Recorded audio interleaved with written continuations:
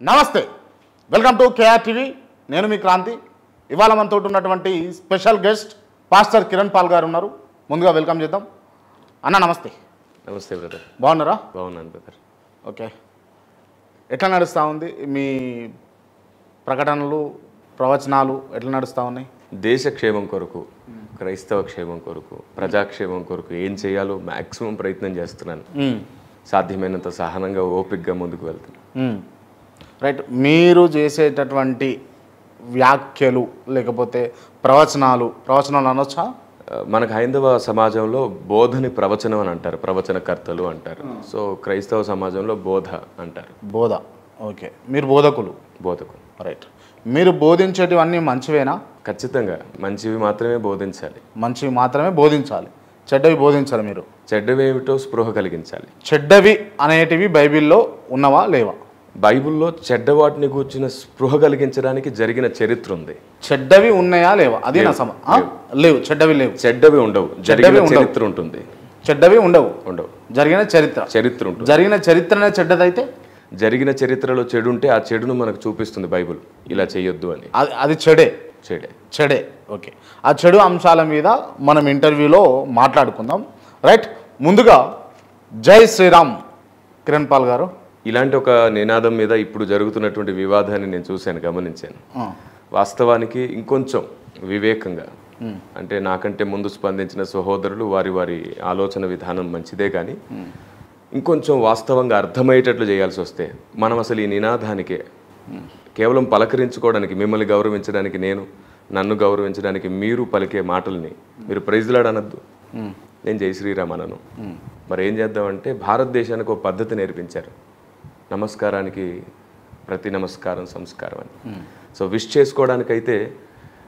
దైవంలో పేరెత్తక్కర్లేదు మీకు భారతదేశం మీద నమస్కారం చేసుకుంటే సరిపోతుంది నమస్కారానికి ప్రతి నమస్కారం సంస్కారం అంటారు ఆ సంస్కారాన్ని మీరు నమ్ముతున్నారు ఎస్ రైట్ అంత సంస్కారం ఉన్నప్పుడు ఇతర మతస్థులను మీ మతంలోకి రమ్మనడం ఏ పార్టీ సంస్కారం అది నేను మళ్ళీ చెప్తున్నాను ఎవ్వరు మతం మారొద్దు నా వీడియోస్ మొత్తంలో అనేక సంవత్సరాలకి చెప్పాను మతం మారనే వద్దు కులం మార్చుకోవద్దు సాంప్రదాయాలు మార్చుకోవద్దు క్రైస్తవుడు మతాన్ని ప్రచారం చేయడు క్రైస్తవుడు దేవుణ్ణి ప్రచారం చేస్తున్నాడు దేవుల్ని ఓకే కులం మతం ఉండదు మార్చుకోవద్దని మీరే అంటారు ఎస్ రైట్ క్లియర్ ఇది రైట్ మీరు క్రిస్టియన్ కాకముందు హిందూగా ఉండే ఎస్ ఐఎమ్ కరెక్ట్ అవును హిందూగా ఉండే అప్పుడు మీ పేరు కిరణ్ కుమార్గా ఉన్న మీరు ఇప్పుడు Kiran Paul right if you don't mind నేను మ్యూట్లో పెడతా మీ క్యాస్ట్ ఎంతో తెలుసుకోవచ్చా అంతకుముందు మీ క్యాస్ట్ ఏంటిది అసలు యాక్చువల్లీ ఇదే నేను మిమ్మల్ని అడగాలనుకున్నాను మీరే అడిగేశారు రైట్ అంటే మీరు మీకున్నటువంటి కుల ప్రాతిపదికన తీసుకున్నటువంటి క్యాస్ట్ సర్టిఫికేటా లేకపోతే కన్వర్టెడ్ క్రిస్టియన్గా తీసుకున్నటువంటి క్యాస్ట్ సర్టిఫికేటా ఇప్పుడు మీ దగ్గర ఉన్నది అసలు ఒక మాట చెప్పాలంటే బ్రదర్ కన్వర్ట్ అనే వర్డే రాంగ్ కన్వర్ట్ కాదు మీరు కన్వర్ట్ అనే వర్డే మీరు హిందూగా ఉండి క్రిస్టియన్గా మారినప్పుడు ఖచ్చితంగా కన్వర్ట్ అని అంటారు కదా మిమ్మల్ని సరే నేను ఒక మాట అడుగుతాను క్రైస్తవ్యం అనేది మతమా కులమా మతం ఒకవేళ మతం అయితే కులం ఎందుకు సర్టిఫికేట్ ఎందుకు ఏది అది ఇండియన్ కాన్స్టిట్యూషన్ ప్రకారం ఉన్నది అది క్రియేట్ చేయబడింది కుట్ర చేసి రాజకీయ నాయకుల కుట్రతో కలిగింది అది రాజకీయ నాయకుల కుట్ర ఖచ్చితంగా ఎవరిపైన సమాజం పైన క్రైస్తవ సమాజం పైన క్రైస్తవ మతం కాదు క్రీస్తు మతం కాదు ఎందుకంటే దేవుడు అనేవానికి మతం లేదు కులం లేదు రంగు తారతమ్య భేదం లేదు నేను దేవుణ్ణే ప్రకటిస్తున్నాను మతం కానే కాదు మీరు క్రైస్తవ మతస్థులు కాదా క్రీస్తును వెంబడించేది మార్గం అని అంటారు క్రీస్తును వెంబడించే మార్గం ఇది క్రైస్తవ మతం హిందూ మతం అనొద్దు ముస్లిం మతం అనొద్దు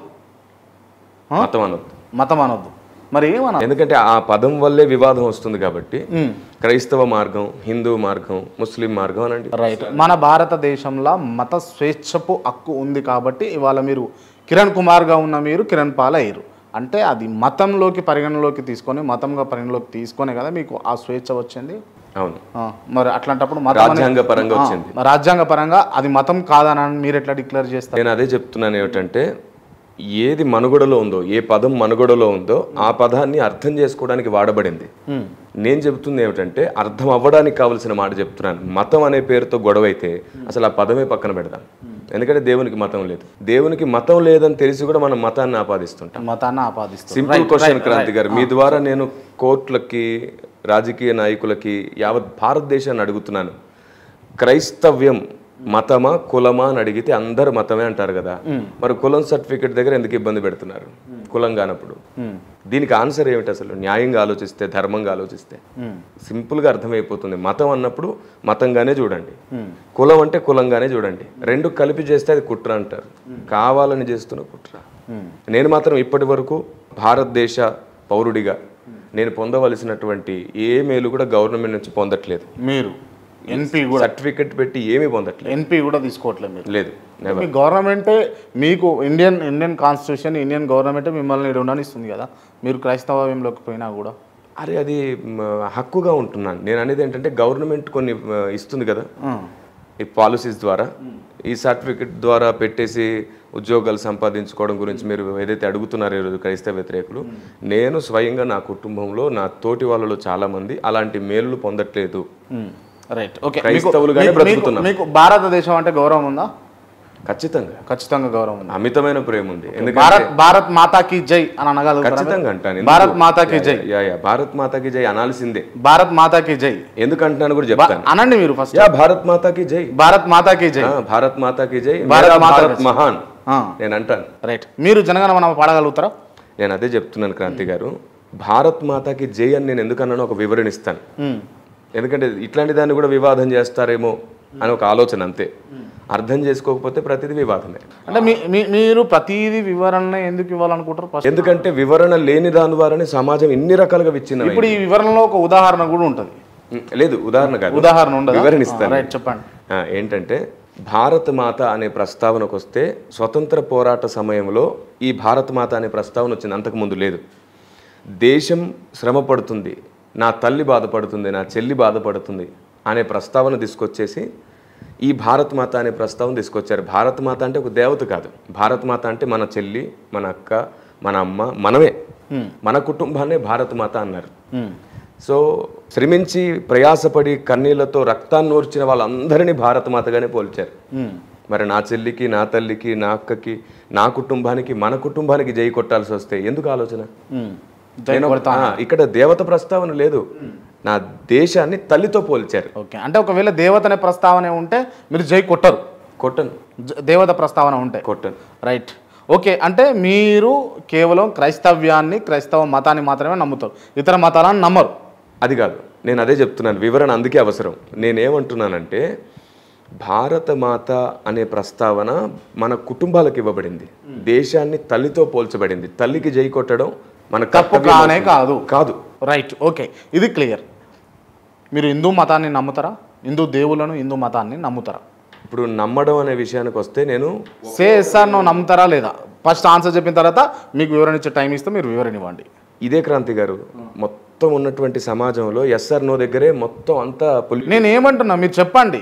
నేను అడిగిన ప్రశ్నకు సమాధానం చెప్పిన తర్వాత మీ సమాధానం ఎందుకు అదన్నది కూడా చెప్పండి. మీకు ఆ సమయం నేను ఇస్తారు ఖచ్చితంగా. నా వివరణ ఏమిటంటే ఖచ్చితంగా ఇస్తారు మీరు, కానీ మనం చెప్పే లోపే సమాజం నో అన్న దగ్గర ఎస్ అన్న దగ్గర ఆగిపోతుంది.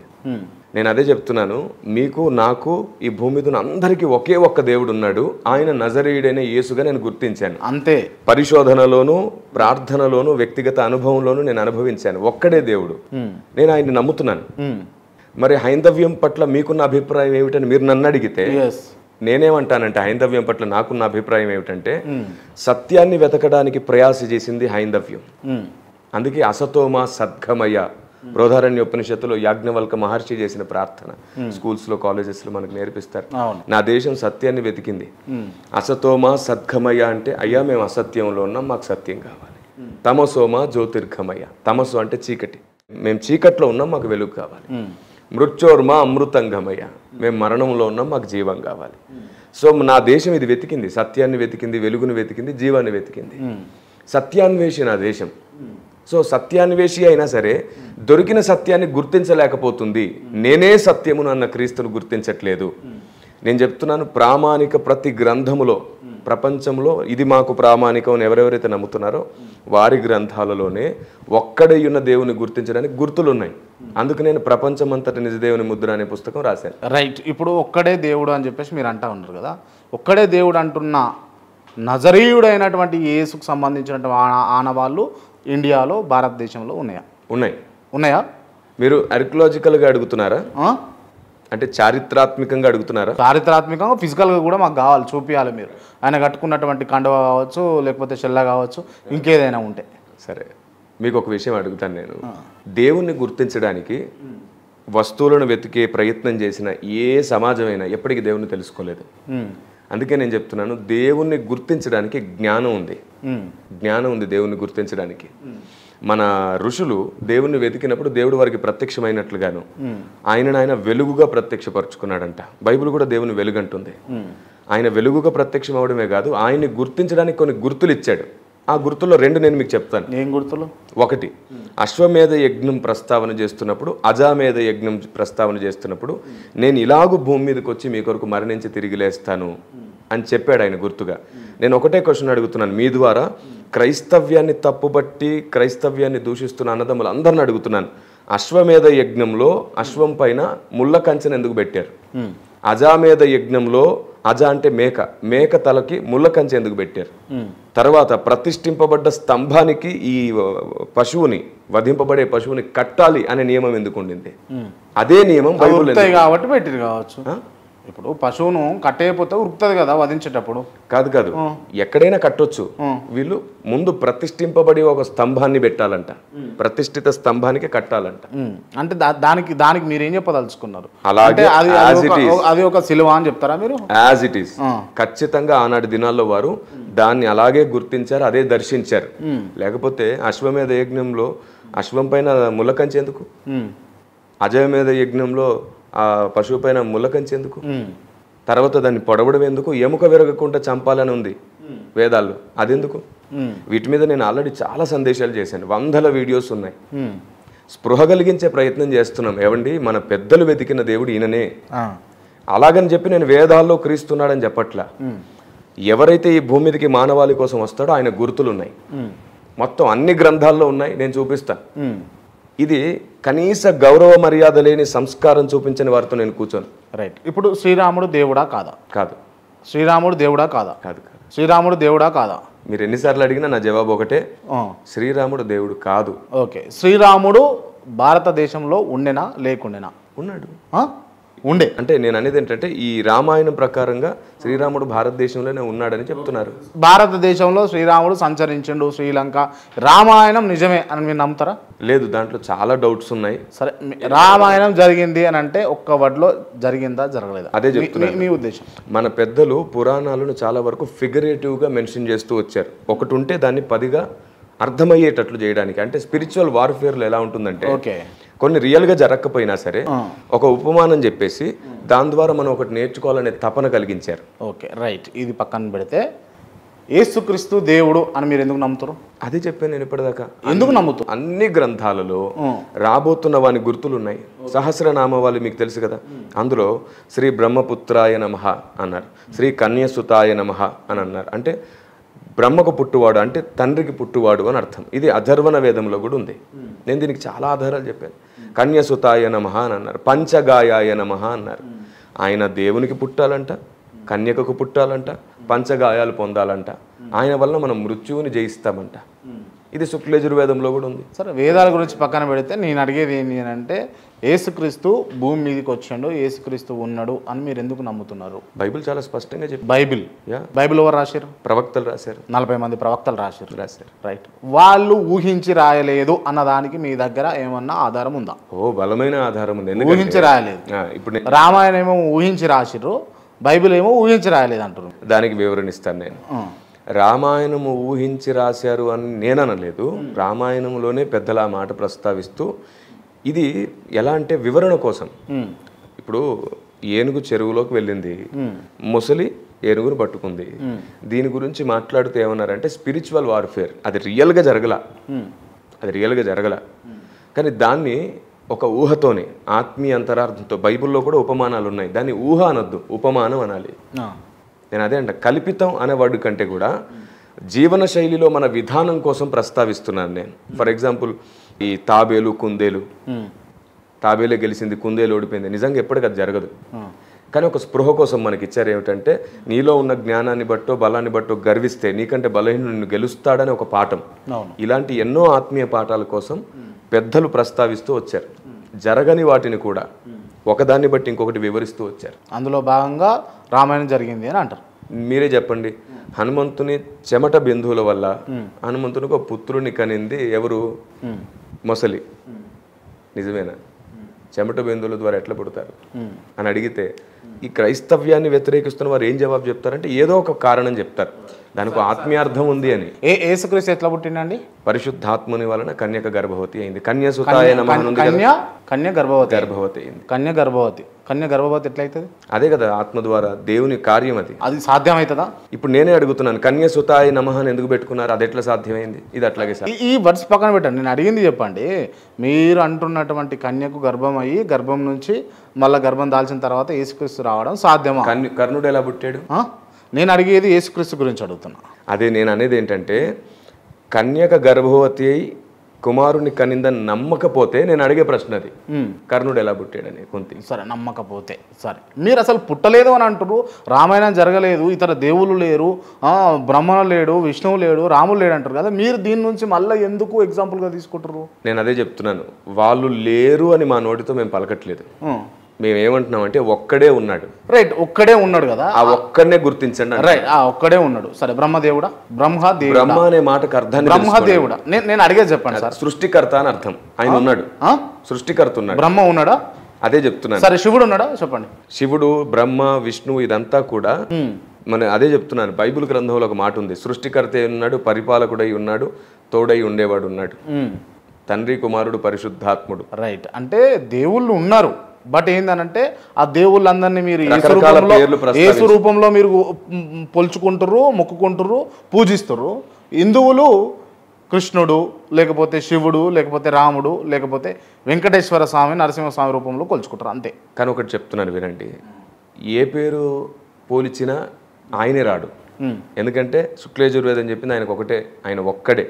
అన్ని పేర్లు ఆయనకే ఉన్నాయి. మనం ఏ పేరుతో పిలిచినా ఆయన స్పృహలోకి రావాలి. ఏమని పిలవాలి అసలు? అంటే దేవుడు రావాలి అని అంటే సరే, నేను ఒకటి చెప్తాను, మొత్తం అందరికీ, సమాజం అందరికీ చెప్తాను. ఏ పేరుతో పిలవకండి. ఒక 30 రోజులు తపస్సు పోనండి. ఏమని?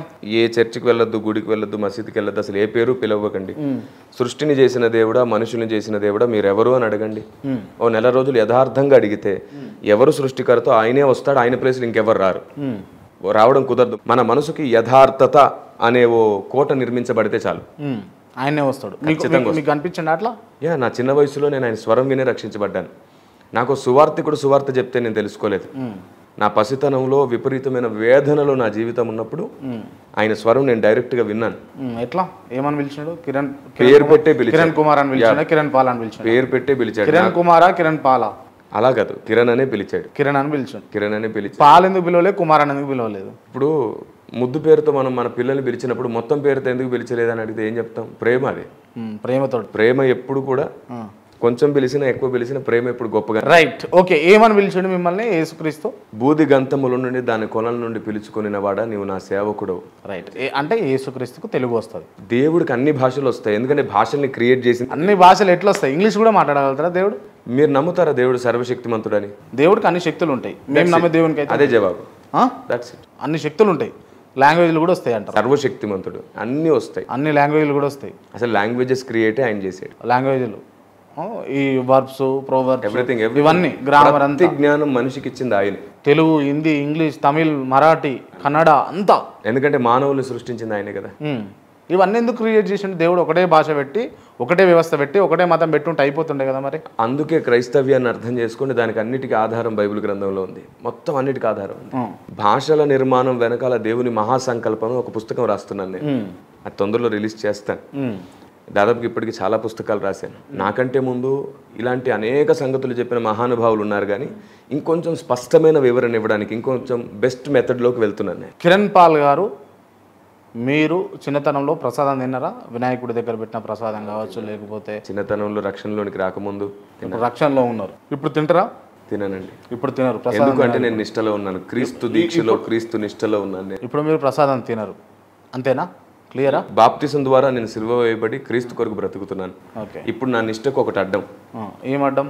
అయ్యప్పమాల, భవానీమాల, శివమాలలు వేసుకున్న అన్నదమ్ములు చాలా నిష్టగా భక్తి చేస్తారు కదా. చెప్పులు కూడా ఉండవు పాపం వాళ్ళకి, అంత ఖచ్చితంగా భక్తి చేస్తారు. ఈ 21 రోజు లేదా 41 రోజు వారు నిష్టలో ఉన్నప్పుడు తినకూడనివి చాలా ఉంటాయి.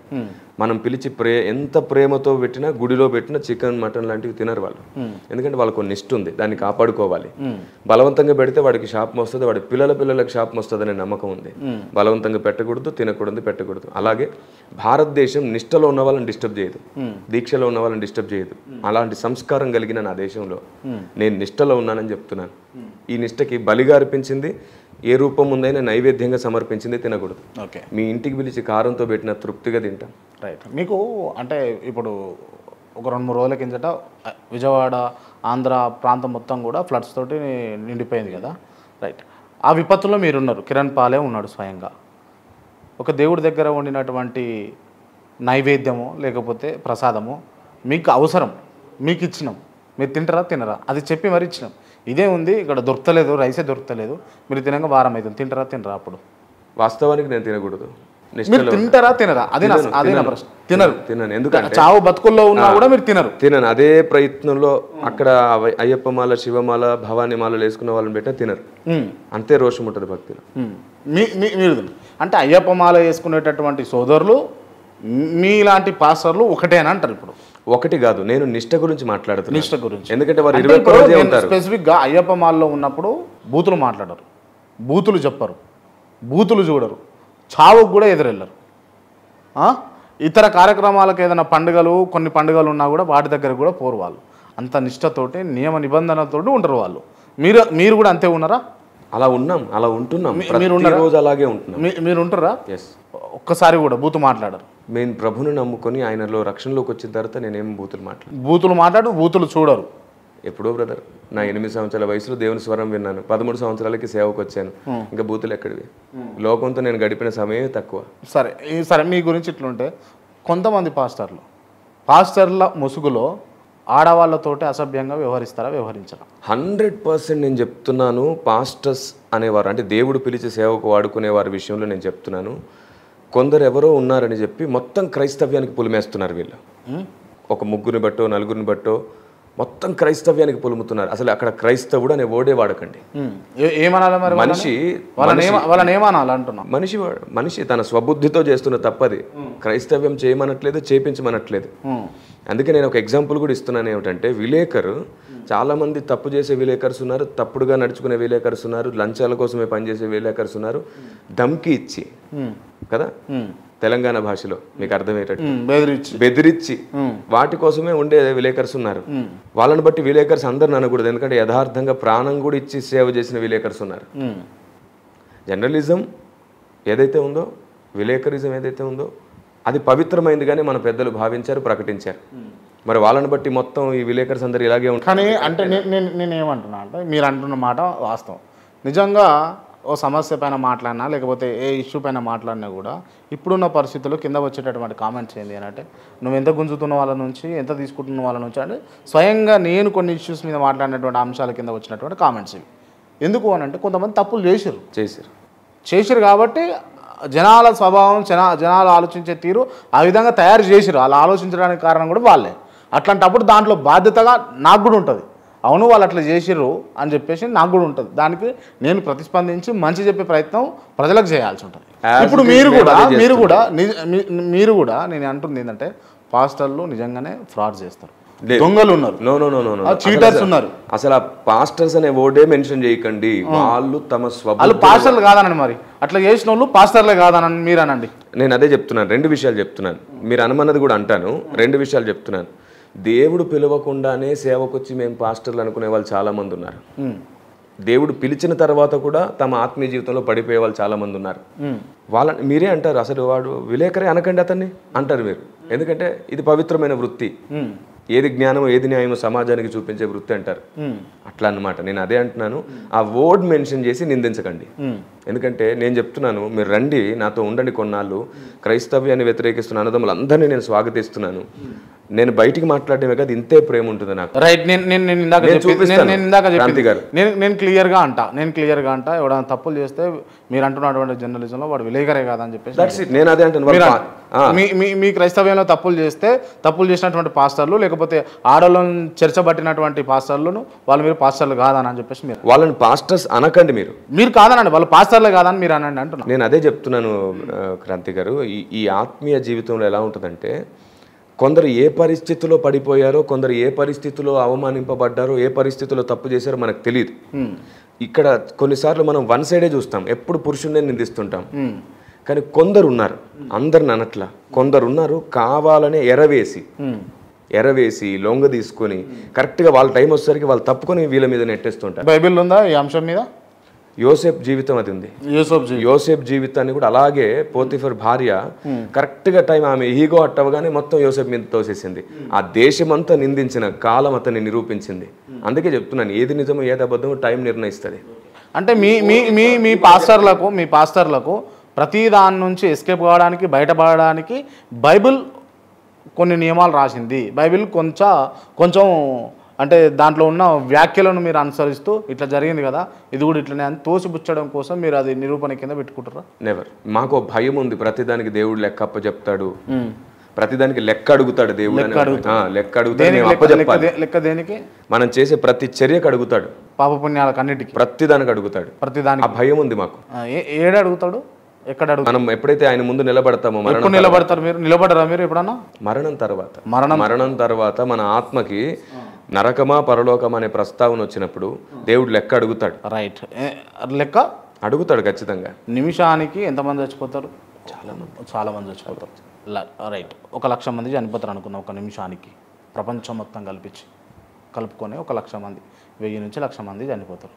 1000 మంది ఒకటేసారి చనిపోయినప్పుడు పైకి పోతారు కదా, మీరు అంటున్నటువంటి పరలోకం దగ్గరికి పోతారు కదా, అక్కడ యేసుక్రీస్తు ఎవరి దగ్గర పోతారు ఫస్ట్? అక్కడ ఎప్పుడు చూడండి, అంటే యేసు ప్రభువులో 4-5 ఉంటారా? లేదు. ఇప్పుడు అదే చెప్తున్నాను మీకు. బైబుల్ ఒకటి నమ్ముతుంది ఏమిటంటే, ఇప్పుడు ఎవ్వరు లెక్కప్ప చెప్పట్ల చనిపోయిన వాళ్ళందరూ. చనిపోయిన వాళ్ళు సృష్టికర్త అయిన ఒక్క దేవుని గుర్తిస్తే వాళ్ళు పరదేశి అనే ప్రదేశంలో ఉంటారు. సృష్టికర్త ఎవరో తెలుసుకోకపోతే వాళ్ళు పాతాళం అనే ప్రదేశంలో ఉంటారు. ఇది చాలా స్పష్టంగా శుక్లయజుర్వేదమే చెప్పింది. నేను అందరూ నమ్మే నమ్మకమే చెప్తున్నాను. ఎద్దేవి చేయడానికి ఏది లేదు. నేను అనేది ఏంటంటే, ఇప్పుడు క్రైస్తవులే చనిపోయారు, ఒక 10 మంది చనిపోయారు ఒకటే నిమిషంలో, ఒక ట్రైన్ యాక్సిడెంట్లో, ఒక బస్ యాక్సిడెంట్లో క్రైస్తవులు ఒక 10 మంది చచ్చిపోయారు. ఇమ్మీడియట్గా వాళ్ళందరూ ఏకకాలంలో ఒకటే నిమిషం వ్యవధిలో వాళ్ళందరూ చనిపోయారు. వాళ్ళందరూ వెంటనే వాళ్ళ ఆత్మలు అయితే పైకి పోవాలి కదా. అందరూ అనే దగ్గర ఒక మాట చెప్తాను, వాళ్ళలో ఎవరైతే రక్షించబడుతున్నారో, క్రైస్తవుడైనంత మాత్రాన స్వర్గం వస్తుందని బైబిల్ చెప్పట్లా. రాదు. వాడి బ్రతకంతా, దీంట్లో కూడా రిజర్వేషన్లు ఉన్నాయంటారు మీరు. వాడి బ్రతకంతా వాక్య ప్రకారంగా దేవునికి నచ్చినట్లు కట్టుకొని బ్రతకాలి. చనిపోయే లోపు కూడా జాగ్రత్తగా బ్రతికి తీరాలి. రైట్. అంటే ఫస్ట్ అయితే అంటే మీరు ఎట్లా బతికిరు, ఏంది, మీరు చేసిన తప్పులేంది, ఫస్ట్ దేవుడికి అది చెప్పుకోవాలి, లెక్క అప్ప చెప్పాలన్నారు కదా. ఆ లెక్క అప్ప చెప్పుకునే కార్యక్రమంలో దేవుడు ఎవరి ముందు ఉంటాడు అంటున్నా? అదే చెప్తున్నాను నేను. మరణించిన వెంటనే లెక్కలోకి వెళ్ళం. మనం పరదేశిలో ఉంటాం. పరలోకానికి వెళ్ళేవారు వీళ్ళు అనే నియమం వస్తే ఖచ్చితంగా మనం పరదేశిలో ఉంటాం. లెక్క ఎవరికప్ప చెప్తారు? పరదేశి అంటే లెక్కలు చెప్పిన తర్వాత మీ 10th క్లాస్ రిపోర్ట్లో మీకు పలానా మార్కులు వచ్చినప్పుడు మిమ్మల్ని ఏ గ్రేడ్ లేయాలా, బి గ్రేడ్ లేయాలా అన్నది ఇంటర్మీడియట్ స్కూల్లో, ఇంటర్మీడియట్ కాలేజ్లో ఒక రోజు వస్తుంది, దేవుని ముందు హాజరవుతారు. అందరూ హాజరవుతారు. అప్పుడు ఒక్కొక్కరికి ఆయన తీర్పు తీరుస్తారు. ఒక్కొక్కరికి అంటే వెంట లైన్ లో ఉండాల్సిందేనా? ఖచ్చితంగా ఆయన పిలుస్తాడు. పిలిచిన వాళ్ళు వస్తారు, లైన్ లో ఉండడం కాదు. ఆయన ఎవరిని పిలిస్తే వాళ్ళు వస్తారు. ఒకటేసారి 10 మందిని పిలుస్తాడా? 10 మంది చచ్చిపోతారు, 10 మంది ఒకటేసారి చెప్తారా? ఆయన శక్తి, ఆయన సామర్థ్యత, ఆయన కోటి మంది 10 మందిని పిలిచినప్పుడు 10 మంది యేసు ప్రభువులు ఉండాలి కదా, పైన ఉంటారా? అదే చెప్తున్నా. కోటి రూపాయలుగా ఆయన ఉండగలడు అవసరమైతే. ఇక్కడ ఉన్నాడు. ఇప్పుడు 2-3 ఎక్కడ ఉంటే అక్కడ ఉంటాడు. నేను ఇక్కడ ప్రార్థన చేసి మనం అందరం కూడుకుంటే ఇక్కడ వస్తాడు. ఎక్కడ 2-3 ఉంటే అక్కడ. మీరు ఎంత అపనమ్మకంతో చెప్తా ఉన్నారు ఈడికి వస్తాడు అని చెప్పేసి. ఎక్కడికైనా వస్తాడు. ఆయన మిమ్మల్ని ప్రేమిస్తున్నాడు. అన్న నేను ఒకటి అడుగుతాను. ఆపదలో ఒక ట్రైన్ ఉంది, ఆ ట్రైన్లో మీరున్నారు, ముందులో పట్టాలు తెగిపోయినాయి, ఎట్లా చచ్చిపోతారు ఇంకొక 5 నిమిషాల్లో. మీరు ప్రేయర్ చేస్తే ఆ దేవుడు ఆ చర్యను ఆపుతాడా? యాక్సిడెంట్ని ఆపుతాడా? చూడండి, అలా చాలా యాక్సిడెంట్లు ఆపాడు కూడా ఆయన. ఆపిండా? కొన్ని యాక్సిడెంట్ జరుగుతుంటే కొన్ని ఎందుకు ఆపడు? అసలు ఇది అడగాలంటే మొత్తం అందరిని అడగాలి. పెద్దలందరినీ కూర్చుని పెట్టాడు. పెద్దలంటే ఎవరు? మొత్తం హైందవులు, ముస్లిమ్స్, క్రైస్తవ. రైట్, మీరు హైందవుల విషయం తీయకండి. ఎందుకు ఈ మాట చెప్తున్నా అంటే, ఫస్ట్ హైందవ దేవుళ్ళే కాదని చెప్పేసి నమ్మేటటువంటి వ్యక్తులు మీరు. మీరు అడగొద్దు కదా వాళ్ళ గురించి, అవసరమే లేదు. ఇక హైందవ ధర్మాల గురించి, హైందవ సంస్కృతుల గురించి, హైందవ సంబంధించినటువంటి గ్రంథాల గురించి కూడా మీకు అవసరం లేదు. ప్రశ్నలు ఎక్కడి నుంచి వస్తాయి? ప్రశ్నలు నేను అడుగుతాను ఇప్పుడు మిమ్మల్ని. ఎవరి పక్షాన్ని అడుగుతున్నారు? ఎవరి పక్షాన కాదు, న్యూట్రల్గా అడుగుతా ఉన్నా. దేవుడు ఉన్నాడా లేదా, నిజం అన్వేషణ అనే ప్రోగ్రామ్ ద్వారా నేను నిన్ను అడుగుతున్నా, మిమ్మల్ని అడుగుతున్నా. చెప్పండి. నిజం మీరు అడిగే ప్రతి ప్రశ్న ప్రస్తుతం సమాజంలో అందరికి ఉంది కాబట్టి నేను అందరిని ఉద్దేశించి చెప్తున్నాను. అన్ని వర్గాలలో కూడా ఈ ప్రశ్నకు జవాబు చెప్పే బాధ్యత ఉంది. అన్ని వర్గాల వారికి ఈ ప్రశ్నకు దేవుడు ఎందుకు ఆపట్లేదు? ఎందుకంటే ఈ ఆత్మీయ జీవితం ఎలాంటిదంటే మనకు ఒక్క నిమిషంలో ఒక్క రోజులో అర్థమైపోయేది కాదు. తప్పకుండా దేవుడు అర్థం కావాలి, దేవుని న్యాయం అర్థం కావాలి, దేవుని వ్యూహం అర్థం కావాలి, లీలలు అంటారే అవన్నీ అర్థం కావాలి. అర్థం కాకుండా భక్తి ఎప్పుడు కొనసాగదు. అంటే ఒక వ్యక్తిని కావాలని దేవుడే పుట్టిస్తాడు, కావాలని దేవుడే చంపుతాడు అంటారు. ఎప్పటికి కావాలనే వర్డ్ కంటే కూడా దేవుడు ఒక వ్యక్తిని పుట్టిస్తాడు, ఎప్పుడు చనిపోవాలో కూడా ఆయన చూస్తాడు. కానీ ఈయన చంపాలనుకోడు. వారు ఎప్పుడు చనిపోతాడనేది భవిష్యత్ ఎరిగినవాడు, త్రికాలుడు దేవుడు కాబట్టి ఆయన ముందే ఎరిగినవాడు. రైట్. ఇప్పుడు మీలాంటి వాళ్ళు, అంటే మీలాంటి ఇన్ ద సెన్స్ మీరు గొప్ప పాస్టర్లు, అంటే మీరు ఇతర పాస్టర్లతో పోలిస్తే కొంచెం సౌమ్యంగా మాట్లాడుతూ ఉంటారు. అంటే మీరు మంచోళ్ళు అని చెప్పేసి నేను నమ్ముతున్నా. సో ఇప్పుడు మీరు ఇంత మంచిగా మాట్లాడారు కదా, మీకు చావే ఉండొద్దు, దేవుడు మిమ్మల్ని చంపొద్దు అన్నట్టు, అది కుదురుతుందా? కుదరదు. ఎందుకు కుదరదు అంటే దేవుడిని మీరు ఇంతగానం ప్రేమిస్తారు కదా, ఒకవేళ నిజంగా దేవుడు ఉంటే మీకు చావు లేకుండా చేయాలి కదా అంట. నేను నిజంగా దేవుడు ఉంటే అంటే నేను దేవుని దగ్గర ఉండాలి. ఎప్పటికైనా ఈ భూమి మీద బ్రతుకుండకూడదు. నా పని అయిపోగా నేను ఈ భూమి నుంచి వెళ్ళిపోవాలి. ఆయన నాతో ఎంత పని చేయించుకుంటాడో ఆ పని అయిపోగానే ఎంతకాలం బ్రతకాలో అంతకాలం బ్రతకగానే వెళ్ళిపోవాలి. మనిషి అయితే 100 సంవత్సరాలు లేదా 80 సంవత్సరాలకు మించి బ్రతకలేడు.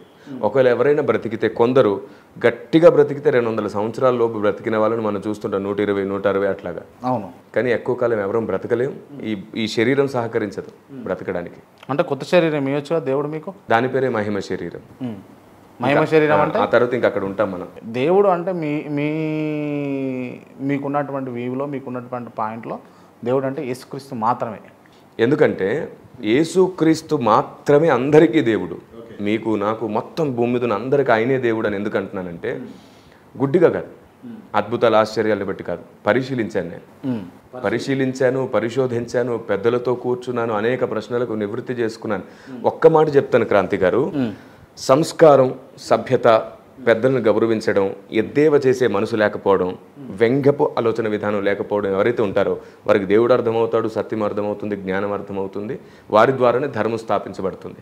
వ్యంగ్య స్వభావం ఎప్పుడు ధర్మాన్ని స్థాపించలేరు. ప్రస్తుత క్రైస్తవ్యాన్ని వ్యతిరేకిస్తున్న వారి కోసం చెప్తున్నారు. క్రైస్తవ్యంలో దొంగలు ఉన్నారా లేరా? క్రైస్తవ్యంలో దొంగలు ఉండడం వేరు, క్రైస్తవులే దొంగలు అనడం వేరు.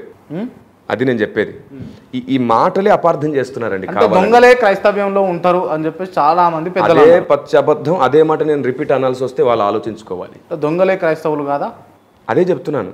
అదే అయ్యుంటే దొంగలే క్రైస్తవులు అయ్యుంటే ఈరోజు దేశానికి ఇంత మేలు జరిగేది కాదు. అసలు ఇంకో నిందుంది. అంటే ఈ దేశానికి మేలు జరిగింది అని అంటే అది క్రైస్తవుల వల్ల, యేసు ప్రభు వల్లనే. అందరి వల్ల జరిగింది. మొత్తం మతభేదం లేకుండా జరిగింది. నేను ఒక మాట చెప్తాను. ఇటీవలి కాలంలో చాలా మంది అంటున్నారు క్రైస్తవులకు అసలు దేశభక్తే ఉండదు. ఈ వ్యతిరేకించే వాళ్ళ గురించి అంటున్నాను నేను. అన్నదమ్ములకి అవగాహన లేనందుకే మాట్లాడుతున్నారు. ఎందుకు అవగాహన లేదంటే నేను చరిత్ర చెప్పాల్సి వస్తుంది. మొత్తం పూసగుచ్చినట్టు ప్రతిదీ వీళ్ళు ఏదైతే వ్యతిరేకిస్తున్నారో ప్రతి దగ్గర ఒక రహస్యం ఉంది, దాన్ని వీళ్ళు దాచిపెడతారు. అసలు వీళ్ళు యాక్సెప్ట్ చేయరు దాన్ని. అది కూడా చెప్తాను నేను. చెప్పండి. దేశభక్తి లేదు క్రైస్తవులకు అంటున్నారా? దానికి నా జవాబు, నిజంగా క్రైస్తవుడికి దేశభక్తి లేకపోతే ఈరోజు దేశాన్ని కాపుగాస్తున్న సైనికుడు, మిలిటరీ, అందులో క్రైస్తవులు ఎలా ఉన్నారు?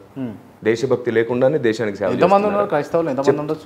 అదే చెప్తున్నాను. ఎంతమంది ఉన్నా సరే మొత్తం హైందవులే లేరుగా. సిక్కులు ఉన్నారు, హైందవులు ఉన్నారు, ముస్లిమ్స్ ఉన్నారు, క్రైస్తవులు ఉన్నారు. పాల్ గారు ఒక్క నిమిషం. నేనేమంటున్నా అంటే ఆల్రెడీ అంతా ఇది హిందూ భారతదేశంలో క్రైస్తవ మతం లేకపోతే ఇతర మతం పొల్యూట్ చేస్తూ ఉంది అని చెప్పేసి కొంతమంది పెద్దలు చెప్తారు. అక్కడికే వస్తాను. ఇది చెప్పేసి అది చెప్తాను నేను. ఖచ్చితంగా మీ ప్రతి ప్రశ్నకు నా జవాబు ఉంది. నేను సమాజంలో అందరు కలిసి ఉండాలనుకుంటున్నాను. అందరూ ఒక్క దేవుని తెలుసుకోవాలనుకుంటున్నాను. ఎవరి సాంప్రదాయాల్లో, ఎవరి సమాజంలో వారు ఉండండి, కానీ ఒక్క దేవుని తెలుసుకోండి. మొదట ఆ ఒక్క దేవుని తెలుసుకొని ఆయన్ని ప్రేమిస్తే చాలు, సత్యం మనకు దొరుకుతుంది. ఈ దేశభక్తే లేదు క్రైస్తవుడికి అనే ఆ తప్పుడు సిద్ధాంతం, తప్పుడు నింద. మీకు దేశభక్తి ఉందా? మీకు అడుగుతున్నాను. అక్కడికే చెప్తున్నాను నేను. దేశభక్తి లేదు అని చెప్పి క్రైస్తవ్యాన్ని నిందిస్తున్న వారి గురించి చెప్తున్నాను. దేశభక్తి లేకపోతే ఈరోజు సైనికుల్లో క్రైస్తవులు ఉన్నారు. దేశభక్తి లేకపోతే ఈ భారతదేశానికి వచ్చి కుష్ఠరోగులను పట్టించుకోకుండా వదిలేస్తే మదర్ తెరిస్సా ఈ దేశాన్ని ప్రేమించింది, ఈ దేశానికి సేవ చేసింది. మదర్ తెరిస్సా ఒక ఫ్రాడ్, మదర్ తెరిస్సా మనుషులను సరఫరా చేసింది, మత మార్పిడి చేసింది. క్రాంతి గారు ఒక్కటి కూడా విడిచిపెట్టిన, అన్నిటికీ చెప్తాను నేను. అందరు వినాలి, అన్నిటికీ చెప్తాను, ఏది విడిచిపెట్టను. నిజంగా దేశ ప్రేమ లేకపోతే మరి కుష్ఠరోగులు దేశం మన దేశస్తులే కదా, వాళ్ళని ఎందుకు వదిలేసింది ఆనాటి దేశం? దేశం అంటే సాంప్రదాయం, ఆచారం, మతమేనా? ఈరోజు రాధా మనోహరన్ దాస్ గారు మనుషులు కావాలి, మంచి కావాలి అంటుంటారు. నేను ఇప్పుడు అడుగుతాను కొన్ని, నాకు చెప్పండి, మరి ఆనాడు కుష్ఠరోగులు ఎందుకు విడిచిపెట్టింది నా దేశం? దాన్ని ఆ కుష్ఠరోగుల విడిచిపెట్టే ప్రస్తావనని మదర్ తెరిస్సా వచ్చి చూసుకోవాల్సి వచ్చింది. క్రైస్తవులకు దేశభక్తి లేకపోతే రాజా రామ్మోహన్ రాయ్ గారితో కలిసి విలియం కేరీ గారు సతీ సహగమనాన్ని ఎట్లాగా విరోధించారు? దేశం మీద ప్రేమ లేకపోతే, దేశానికి అంత మేలు చేయాలని మనసు లేకపోతే, దేశం మీద ప్రేమ లేకపోతే ఇంత జరుగుతుందా? కాటన్ దొర గారు ఎవరు? క్రైస్తవుడే కదా. మరి ఆయన దేశం మీద ప్రేమ లేకపోతే ఈ దేశాన్ని ఎలా కాపుగాయాలనుకున్నాడు? చూడండి, భారతదేశంలో దేశం మీద ప్రేమ లేకపోతే గాంధీజీ గారితో కలిసి క్రైస్తవులు పోరాడేవారే కాదు. టైటస్ గారు ఎవరు? క్రైస్తవుడే కదా. గాంధీజీ గారితో పోరాడాడే. కాబట్టి క్రైస్తవులకు దేశభక్తి లేకుండా చేస్తారనేది తప్పుడు నింద. రైట్, అది గతంలో చేసిన వాళ్ళ గురించి మీరు చెప్తారు. ఇప్పుడు ఉన్నటువంటి క్రైస్తవులకు దేశం పట్ల ప్రేమ ఉన్నదా, గౌరవం ఉన్నదా? ఉంది, ఉంది, ఉంది. మీకుందా? మీకు కిరణ్ పాల్ గారు ఖచ్చితంగా ఉంది. దేశం అంటే ఖచ్చితంగా. నేను నా దేశాన్ని ప్రేమించకపోతే నా దేశానికి నేను సువార్త అంటే మీరు వందే మాతరం, అదే విధంగా జనగణమన పాడరు, మీ నోటి నుంచి రాదు. వందే మాతరం అనే ప్రస్తావన, జనగణమనం అనే ప్రస్తావన, భారత్ మాతాకి జయ అనే ప్రస్తావన, మేరా భారత్ మహాన్ అనే ప్రస్తావన నేను నా వీడియోస్ లో చాలా సార్లు చేశాను. క్రాంతి గారు, నేను ఏం చెప్తున్నానంటే అవగాహన లేకపోతే వాటిని అనట్లేదు వీళ్ళు. ఎందుకు అనట్లేదు కూడా చెప్తాను. క్రైస్తవులు అనాలనా? నేను అదే చెప్తున్నాను. అనొద్దా మీరు చెప్పండి. అదే చెప్తున్నాను క్రాంతి గారు, అదే చెప్తున్నాను. అసలు ఎందుకు అనట్లేదో చెప్తే ఎందుకు అనరో కూడా వాళ్ళకి అర్థం కావాలి. చెప్పండి. భారత్ మాతాకి జై అని చెప్పి చాలా మంది ముస్లిం సోదరులు కూడా అనట్లేదు, క్రైస్తవులు కూడా అనట్లేదు. ఎందుకు అనట్లేదంటే భారత్ మాతాకి కాషాయపు వస్త్రాన్ని తొడిగించింది హైందవ్యం. ఎందుకు మీరు ఓన్ చేసుకున్నారు? భారతదేశం అందరిది. స్వతంత్రం హైందవుల వల్లే రాలేదు. సిక్కుల వల్ల, హైందవుల వల్ల, క్రైస్తవుల వల్ల, ముస్లిమ్స్ వల్ల, జైనుల వల్ల అందరు కలిసి పోరాడారండి. అందరి వల్ల వచ్చింది. భారత మాత అయితే అందరికీ తల్లి అవ్వాలి. కాషాయ వస్త్రం వేసి బొట్టు ఎందుకు పెట్టారండి? అంటే ఇప్పుడు జెండా వస్త్రంతో కదా, జెండా రంగుతో చీర కట్టారు, అందరికి సొంతం అయిపోయింది. బొట్టు పెట్టడం ఎందుకు? దేవతగా చిత్రీకరించడం ఎందుకు? తల్లిగా చూపించండి, తల్లిని గౌరవించడం అందరికీ తెలుసు. మోస్ట్లీ అందరు కూడా బొట్టు పెట్టుకుంటారు కదా. అసలు ఒక మతాన్ని ప్రతిబింబింపజేస్తుంది బొట్టు. నేను అదే అంటున్నాను, మతపరమైన దాన్ని పక్కన పెట్టండి, సాంప్రదాయ ప్రకారమైనది అయితే ఉందో దాన్ని పక్కన. అందరూ కలిసి ఉండడానికి ఆటంకం అయిపోయారు కదా. ఈ కాషాయపు చీర కట్టేసిన తర్వాత అందరికి అడ్డమైపోయింది. ఎలా అంటారు? దేవతగా చిత్రీకరించి మా దేవతకు జయగొట్టండి అన్నట్టు అవలా. అసలు విచిత్రమైన వాదన ఏంటంటే క్రాంతి గారు, ఇది చెప్పాలి నేను ఖచ్చితంగా. విచిత్రమైన వాదన ఏమిటంటే, నువ్వు భారతదేశంలో ఉండాలంటే భారతీయుడు అయితే జై శ్రీరామ్ అనాలంటారు ఏమిటండి? అసలు ఇదేం నినాదం? భారతదేశంలో ఉండాలంటే, భారతీయుడుగా నువ్వు ఉండాలంటే, ఈ పేరు ప్రస్తావించాలంటే అది ఎంత విచిత్రం. దేవుడి పేరు పలికితేనే భారతదేశంలో ఉండాలని అంటే రాంగ్ అది. అంటే దేవుని ప్రభువును మొక్కితే మాత్రమే మీరు స్వర్గంలోకి పోతారు, లేకపోతే నరకంలోకి పోతారు. లేదు, బైబిలే చెప్పండి. మీరంటే తప్పు కాదు. లేదు, బైబిల్ లేదు. ప్రభువా ప్రభు అని పిలిస్తే కుదరదని బైబిలే చెప్పింది. ఏమని పిలవాలి? ప్రభువా ప్రభు అని పిలిచినంత మాత్రాన కాదు, వాక్యము, జ్ఞానము, ధర్మం చెప్పినట్లు నువ్వు నడిస్తేనే అని ఉంది. ఓకే, ఇప్పుడు మోస్ట్లీ క్రైస్తవులందరూ కూడా మీరు చెప్తున్నటువంటి పద్ధతిలో ఉంటారు. అంటే అట్లా ఆ లెక్కమ్మడి వేసుకుంటే అలా ఒక 10% కూడా నిజమైన క్రైస్తవులు ఉండనే ఉండరు. బైబిల్లో ఇంకో మాట ఉందండి, బుద్ధి లేని సంఘం, బుద్ధి కలిగిన సంఘం అని రెండింటిని విడదీస్తున్నారు. అంటే ఇప్పుడు క్రైస్తవులలో బుద్ధి లేని వాళ్ళు కూడా ఉన్నారు. క్రైస్తవులలో బుద్ధి లేని వారు కాదు. నేనేం చెప్తున్నానంటే క్రైస్తవులలోనే జ్ఞానము, న్యాయము, సత్యము ఎరుగక ఆచార సాంప్రదాయాల్లోనే పడిపోయి బుద్ధిహీనంగా మారిపోతున్నారు, మారిపోయే అవకాశం ఉందని చెప్తున్నారు. క్రైస్తవులను నిందించట్లా నేను. క్రైస్తవులలో ఇప్పుడు మీరు అంటున్నట్టుగా మొత్తం భూమి మీద అందరిలో ఉన్నారు, బుద్ధిహీనులు ఉంటారు, బుద్ధి గల వారు ఉంటారు. మీరు ఒప్పుకోరా? భూమి మీద మనుషులందరిలో కొందరికి బుద్ధి, కొందరికి బుద్ధి ఉండదు. బుద్ధి లేని వాళ్ళ వల్ల చెడు జరుగుతుంది, బుద్ధి ఉన్న వాళ్ళ వల్ల మంచి జరుగుతుంది. క్రైస్తవులు అందరూ మంచోళ్ళేనా? అని నేను ఎప్పుడు అనట్లేదు, బైబిలే ఒప్పుకోవట్లేదు. క్రైస్తవులందరూ మంచి వాళ్ళు అవ్వాలని బైబిల్ ఖచ్చితంగా చెప్తుంది. క్రైస్తవులు అయితే మంచోళ్ళు కాదు, అందరూ మంచోళ్ళు కాదు క్రైస్తవ్యంలో ఉన్న వాళ్ళు. అట్లా అనట్లేదు నేను. క్రైస్తవులందరూ మంచిగా ఉండాలని బైబిల్ చెప్తుంది. మంచిగా లేని వాళ్ళ సంగతి ఏంది? పొలంలో కలుపు ఉంటుంది సార్, పొలం అంతా కలుపు కాదు. ఓకే, కొంత కలుపు కూడా ఉన్నది క్రైస్తవ్యంలో. క్రైస్తవ్యంలోనే కదా, అందరిలో ఉంది కలుపు. నేను అందరి గురించి అడతలేను, క్రైస్తవ్యం గురించి అడుగుతాను. ఒకదాన్ని సపరేట్ చేయొద్దు, దాన్ని నిందించడం అవుతుంది. మొత్తం అందరిలో కలుపు ఉంటుందంటే అందరికి వర్తిస్తుంది. కలుపు ఉన్నది అని అంటారు. కలుపు అందరిలో ఉంది, క్రైస్తవ్యంలో కాదు అందరిలో ఉంది. మేము అందుకే రోషంగా పనిచేస్తున్నాం. అసలు ఏర్పరచబడ్డవారు మోసపరచబడితే మోసపరచబడ్డ వారిని కూడా ఏర్పాట్లకు తేవడానికి కష్టపడుతున్నాం. రైట్. అందుకే నేను చెప్తున్నాను కాంతి గారు, దేవునికి మతం అని ఆచార సాంప్రదాయాలు పెడితే అసలు దేశం ఎప్పుడు బాగుపడదు. రైట్. పొద్దున ఒక మిత్రుడు మా ఆఫీస్ నెంబర్కి పొద్దున ఒక మిత్రుడు కాల్ చేశాడు.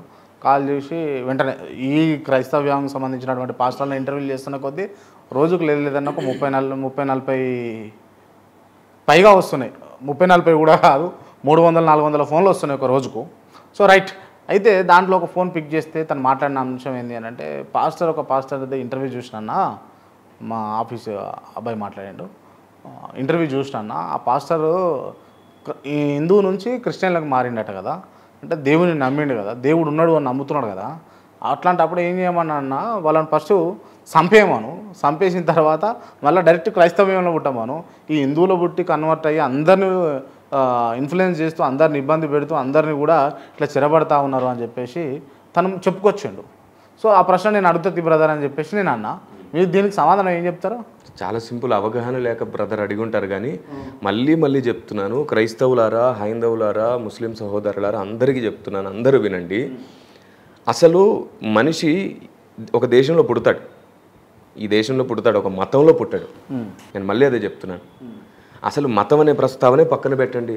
దేవునికి మతం ఏమిటండి? దేవునికి మతం లేదు. దేవునికి మతం ఏమిటి? నేను ఒకటే చెప్తున్నాను క్రాంతి గారు, యేసు ప్రభువుకు మతం లేదంటారు మీరు, అంతే కదా? లేదండి, యేసు ప్రభుకి మతం లేదు. అసలు దేవుడు అనేవానికి మతం ఉండదు. మతం ఉన్నవాడు దేవుడు కాదు. That's it. అంటే మత పిచ్చిలో కొంతమంది ఉన్నారు కదా, అదే వివేకం లేకపోవడం. వివేకం లేకపోవడం దట్స్ ఇట్. అంటే క్రైస్తవ్యంలో కూడా ఉన్నారు అట్లా, అన్ని చోట్ల ఉన్నారండి. నేను అది చెప్తున్నాను. మతోన్మాదం అనే ప్రస్తావనకు వస్తే ఫస్ట్ క్రైస్తవుని రెచ్చగొట్టేది ఎవరో, వాళ్ళది మొదటి మతోన్మాదం. వాళ్ళు రెచ్చిపోయి స్పందించడం మతోన్మాదం కాదు, రెచ్చగొట్టడం మతోన్మాదం. అదే ఇప్పుడు రెచ్చగొట్టడం అని అంటే సరే, మీరు అంటున్నటువంటి అంశాలు గడిచిన 5-10 సంవత్సరాల క్రితం అసలు మన ఆంధ్ర రాష్ట్రంలో ఇలాంటి వివాదమే లేదండి. గడిచిన 5-10 సంవత్సరాల క్రితం ఈ వివాదమే లేదు. 5 సంవత్సరాల క్రితం దీనికి పునాదులు ఎవరు వేసారంటే ఇంటింటికి తిరుగుకుంటూ మత ప్రచారం చేసే క్రమంలో మీరు, మనం పుట్టక ముందు నుంచి ఇంటింటికి తిరిగి సువార్త చేస్తున్నారండి. ఎందుకంటే ఒక రక్షకుడు ఉన్నాడు, మన భూమి మీదకి ఆయన వచ్చాడు, మనందరి కొరకు మరణించాడని ప్రకటించడం మన హక్కు. వేదం కూడా అదే ప్రకటించమని చెప్తుంది. వేదం కూడా ఆయన ప్రకటించమనే చెప్పింది. ఈ భూమి మీదకి వచ్చిన వాడిని వేదం ప్రకటించమంటుంది. నేను అదే చెప్తున్నాను. కనీస గౌరవ మర్యాదలు లేని ఎదుటివాడిని కనీసం సంస్కారయుక్తంగా పలకరించాలనే స్వభావం లేని వాళ్ళతో చర్చ చేయకూడదు. అందుకే నేను ఎప్పుడు నా చర్చలో పెద్దవాళ్ళు కూర్చుందాం, స్వామీజీలు, పెద్దలు, సంస్కారయుతంగా ఉన్న స్వామీజీలు, పద్ధతి కలిగిన వాళ్ళు ఉన్నారు. ఎదుటివాడు ఏ మతంలో ఉండని మనిషిగా గౌరవించి ప్రేమించి అతని అభిప్రాయం ఏమిటి, అసలు అతను ఏం నమ్ముతున్నాడు తెలుసుకునే వాళ్ళు ఉన్నారు. అలాంటి పరిశోధకులతోనే కూర్చోవాలి. రైట్. మీరు మనిషిని గౌరవిస్తారా, మతాన్ని గౌరవిస్తారా? కిరణ్ పాల్ గారు మనిషినే గౌరవిస్తారు. మతమా మనిషా అని ఒక సిచ్యువేషన్ వచ్చినప్పుడు మీరు దేనికి సపోర్ట్? మనిషే. ఎందుకంటే నా గ్రంథం మనిషినే ప్రేమించమంటుంది. రైట్. నిన్ను వల్ల నీ పొరుగు వారిని ప్రేమించమంటుంది. ఓకే. అంటే క్రైస్తవ్యమా లేకపోతే మనిషా అని అంటే మీరు దేన్ని? మళ్ళీ అదే చెప్తున్నాను నేను. క్రైస్తవ్యమా మనిషి అనే ప్రస్తావన ఈ పోలికే రాంగ్ అయిపోయింది. దేవుడా మనిషి అని అడగండి, మతం జోలికి రాకండి. క్రైస్తవ్యమా మనిషా అని అడుగుతా నేను. దేవుడా మనిషి అని అడగండి. లేకపోతే క్రైస్తవా ఒక క్రిస్టియన్ ఒక హిందూ అని అడిగితే మీరు ఎవరికి సపోర్ట్ చేస్తారు? అది ఒక నిష్టలో నేను అడుగుతా, వినండి. ఒక నిష్టలో ఉన్నటువంటి దేవిని నిత్యం ప్రార్థించేటటువంటి ఒక హిందూ సోదరిని గౌరవిస్తారా, లేకపోతే హిందూ సోదరుని దగ్గరికి అవుతారా, లేకపోతే క్రైస్తవ ముసుగులో ఉండి కొంచెం ఫ్రాడ్స్ చేస్తున్నటువంటి వ్యక్తికి మీరు దగ్గర అవుతారా? మీకు సిచ్యువేషన్ వచ్చి మిమ్మల్ని మీరు సేవ్ చేయాల్సిన సిచ్యువేషన్. క్రాంతి గారు అసలు క్వశ్చనే రాంగ్. అంటే ఈ క్వశ్చన్కు మీరు ఆన్సర్ చెప్పలేకపోతారు కాబట్టి క్వశ్చనే రాంగ్ అంటారు. వివరణ ఇస్తాను. మీరు ఎస్ఆర్ను అడిగినప్పుడు రాంగ్ అయిపోతుంది. సరే వివరణ చెప్పండి. వివరణ ఇస్తాను. ఎవరిని చేరదీస్తారో ఎవరికి దగ్గర అవుతారు మీరు? బైబిల్ ఒక మాట ఉంది, తప్పిపోయిన ఒక గొర్రె కోసం 99 గొర్రెల్ని పక్కన పెట్టారని. ఒకవేళ ఆయనకు రక్షణ అవసరమైతే నేను ఆయనకే దగ్గర అవుతాను, హైందవుడికే దగ్గర అవుతాను, రక్షణ అవసరం కాబట్టి అది కూడా బైబిల్ ప్రకారం. ఓకే, నా గ్రంథం అంత న్యాయం బోధించింది. ఓకే, బైబిల్ అంతా కూడా బైబిల్ బుక్ను అంటే బైబిల్ని బొగడా బుక్కనని రాధా మనోహర్ దాస్ మహానుభావుడు. వివేకం లేకపోతే ఇంకేం చేస్తాం? పెద్ద ఆయనకు ఉండాలి అసలు వివేకవంతుడు. ఆయనలో చాలా రోషం భక్తి ఉండొచ్చు, సరిగ్గా ఆలోచించట్లే. అసలు అంత వయసు పెరిగినాక అలా తొందరపడనే కూడదు. ఆ తొందరపడే వ్యక్తికి అనుభవం ఉన్నట్టే కాదు. బైబిల్ బూతు పుస్తకం కాదంటారు మీరు?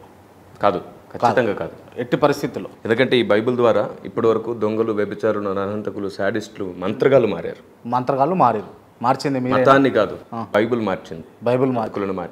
స్టువర్ట్పురం సువార్తపురం అయింది, బైబిల్ మార్చింది. బైబిల్ వల్లనే చాలా మంది మారారు.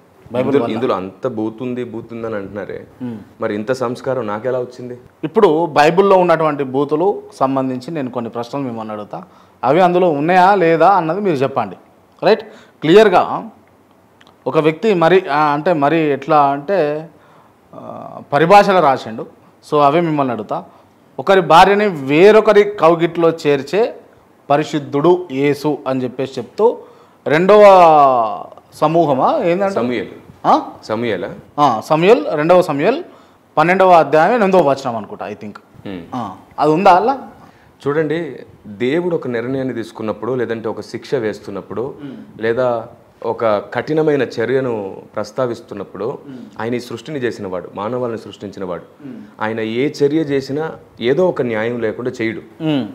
అందుకే నేను అంటాను, ప్రశ్న కొన్నిసార్లు ఎందుకు వేయాల్సి వస్తుందంటే, దేవుణ్ణి అర్థం చేసుకోవడానికి కొందరు మనసు ఇష్టపడరు, కఠినం చేసుకుంటారు. అందుకే కొన్నిసార్లు ప్రశ్నే జవాబు అవుతుంటుంది.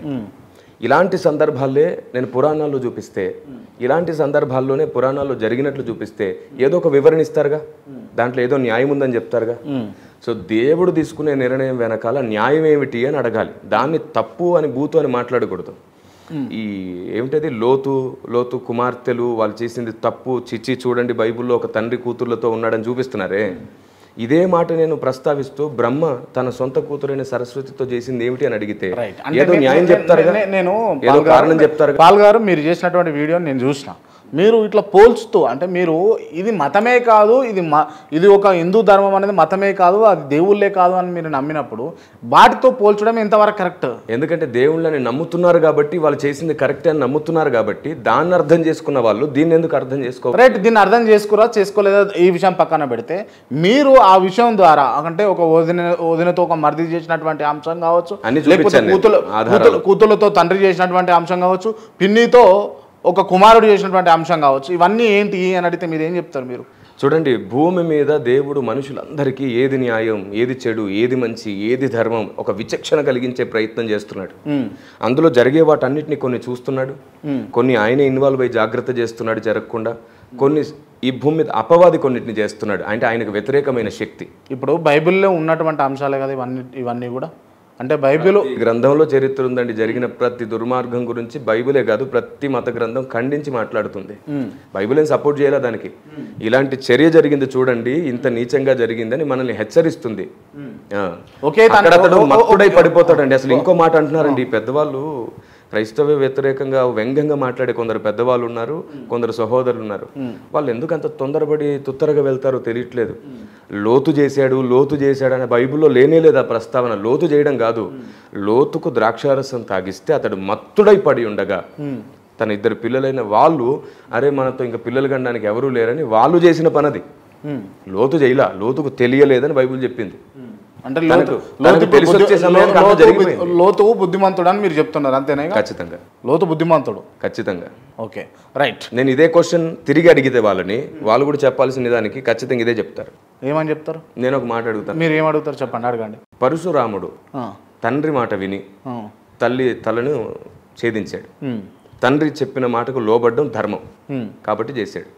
మరి తల్లిని మాతృదేవో భవ అని పూజించే మన దేశం కదా, మరి అలా ఎలా తల నరికాడు అంటే ఒక ధర్మమైన కారణం చెప్తారు మీరు, ఒక న్యాయమైన కారణం. నాకు తెలుసు అసలు మీరేం చెప్తారంటే హైందవ సోదరులు అందరూ ఏం చెప్తారో నాకు తెలుసు, కానీ మేమేం చెప్తామో తెలియదు. అక్కడే సమస్య వచ్చి పడింది. మీ కారణాన్ని రెస్పెక్ట్ చేసేంత పెద్ద మనస్సు అంటే మెచ్యూరిటీ లెవెల్ మాకు ఉంది, కానీ మేము చెప్పే కారణాన్ని అంగీకరించలేని స్థానంలో ఉన్నారు. అంటే మీరు చెప్పినటువంటి అంశము లోతు ఎంత తాగి ఉంటే మతి స్థీమితం లేకుండా ఉంటాడు. ఒకవేళ అటువంటి సిచ్యువేషన్ జరిగి ఉంటే, ఒకవేళ గర్భం దాల్చాలని తన కుమార్తెలు అనుకొని ఉంటే, అదే కదా మత్తుడై పడి ఉన్నాడు. అంటే ఎంత మత్తుడు అవుతాడు? ఇప్పుడు ఎంత తాగినా కూడా కొంత స్పృహ అయితే ఉంటుంది కదా. మనకు తెలుసండి, తాగిన బాగా మత్తుడై ఉన్న వాళ్ళకి వావి వరుసలు లేకుండా ప్రవర్తించే వాళ్ళని చాలా మందిని చూసాం. అంటే అదే మరి వావి వరుసలు లేకుండా ప్రవర్తించిండు అని లేడండి. అసలు మత్తుడై ఉన్నాడు, స్పృహలో లేడు. బైబిల్ చెప్పిందే మాట్లాడదాం మనం, బైబిల్లో లేనిది మాట్లాడుకోవడం ఎందుకు? ఇంకొక అంశం ఏంది అని అంటే, వదినకు కడుపు చేసిన మరిది ఆది కాండం. దానికి నేను వివరణ ఇచ్చేసాను. ఈ రోజే అప్లోడ్ అయింది, ఈ రోజు 9వ తారీఖు. తన ఇద్దరు కూతుర్లకు కడుపు చేసిన లోతు, ఇది మీరు చెప్పారు. కోడలి తామరకు కడుపు చేసినటువంటి మామ యూదా. అన్ని చెప్తున్నానండి, అన్నిటికీ నేను ఆల్రెడీ చెప్పేసాను ఆధారం. నేను అదే చెప్తున్నాను, మనుషులు చేసిన దానికి బైబుల్నో దేవుణ్ణో అనొద్దు. బైబుల్ దేవుడు చరిత్ర చెప్పించాడు, ఇలా చెయ్యొద్దని చెప్పాడు. క్లియర్గా ఉంది బైబుల్ ఆజ్ఞల్లో, చేయొద్దని ఉంటుంది. అంటే మళ్ళా ఇంకేంది, ఒకటే తండ్రి ఒక్కడే, అంటే తండ్రికి పుట్టినటువంటి ఒక కుమారుడు ఒక కూతుర్ని పెళ్లి చేసుకోవచ్చా? అంటే ఒకే కుటుంబం. మీరు అనేది కయ్యూని గురించా? ఆదామవ్వలకు పుట్టిన సంతానం గురించి మాట్లాడుతున్నారు. మీరే చెప్పండి నాకు జవాబు. మీరు ప్రశ్న వేశారు, మీరే జవాబు చెప్పండి. ఆదామవ్వలు ఇద్దరే ఉన్నారు, వాళ్ళకి పిల్లలు పుట్టారు. ఇప్పుడు వివాహం చేసుకుని సంతానాన్ని కనాలి. ఏంటి ధర్మం ఎలా జరుగుతుంది? ఎలాంటి ధర్మం జరుగుతుంది? మీరు ఎందుకు నమ్ముతారు అట్లా మరి? అంటే ఆదామవ్వలు సరే, అలా కాకుండా ఎలా జరిగిందో చెప్పండి. పోనీ హైందవ సాంప్రదాయం ప్రకారంగాను ఎలా జరిగిందో చెప్పండి. ఎందుకంటే ముస్లిం సమాజం కూడా ఇదే నమ్ముతుంది.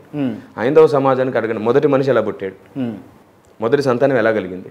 ఒకటేసారి దేవుడు 100 మంది పుట్టించేసాడా? లేదా ఫస్ట్ ఒక తల్లి నుంచి అందరం వచ్చామా? దీనికి జవాబు చెప్పమనండి. సమస్యే ఉండదు, వివాదమే ఉండదు. ఒకవేళ వీటన్నిటికీ క్రాంతి గారు ఒక్కటే చెప్తాను, అర్థం చేసుకోవాలనే మనసు ఉంటే వివాదాలే ఉండదు. అపార్థం చేసుకోవాలంటే తల్లి మాట కూడా మనకు అపార్థం అయిపోతుంది. అపార్థం చేయాలనుకుంటే, అర్థం చేసుకోవాలనే మనసు ఉంటే శత్రువు మాట కూడా మనకు అర్థమైంది. ఓకే, ఇప్పుడు యేసుక్రీస్తు ఏ విధంగా ఏర్పడ్డాడు అని అంటే మీరు ఏం చెప్తారన్నా?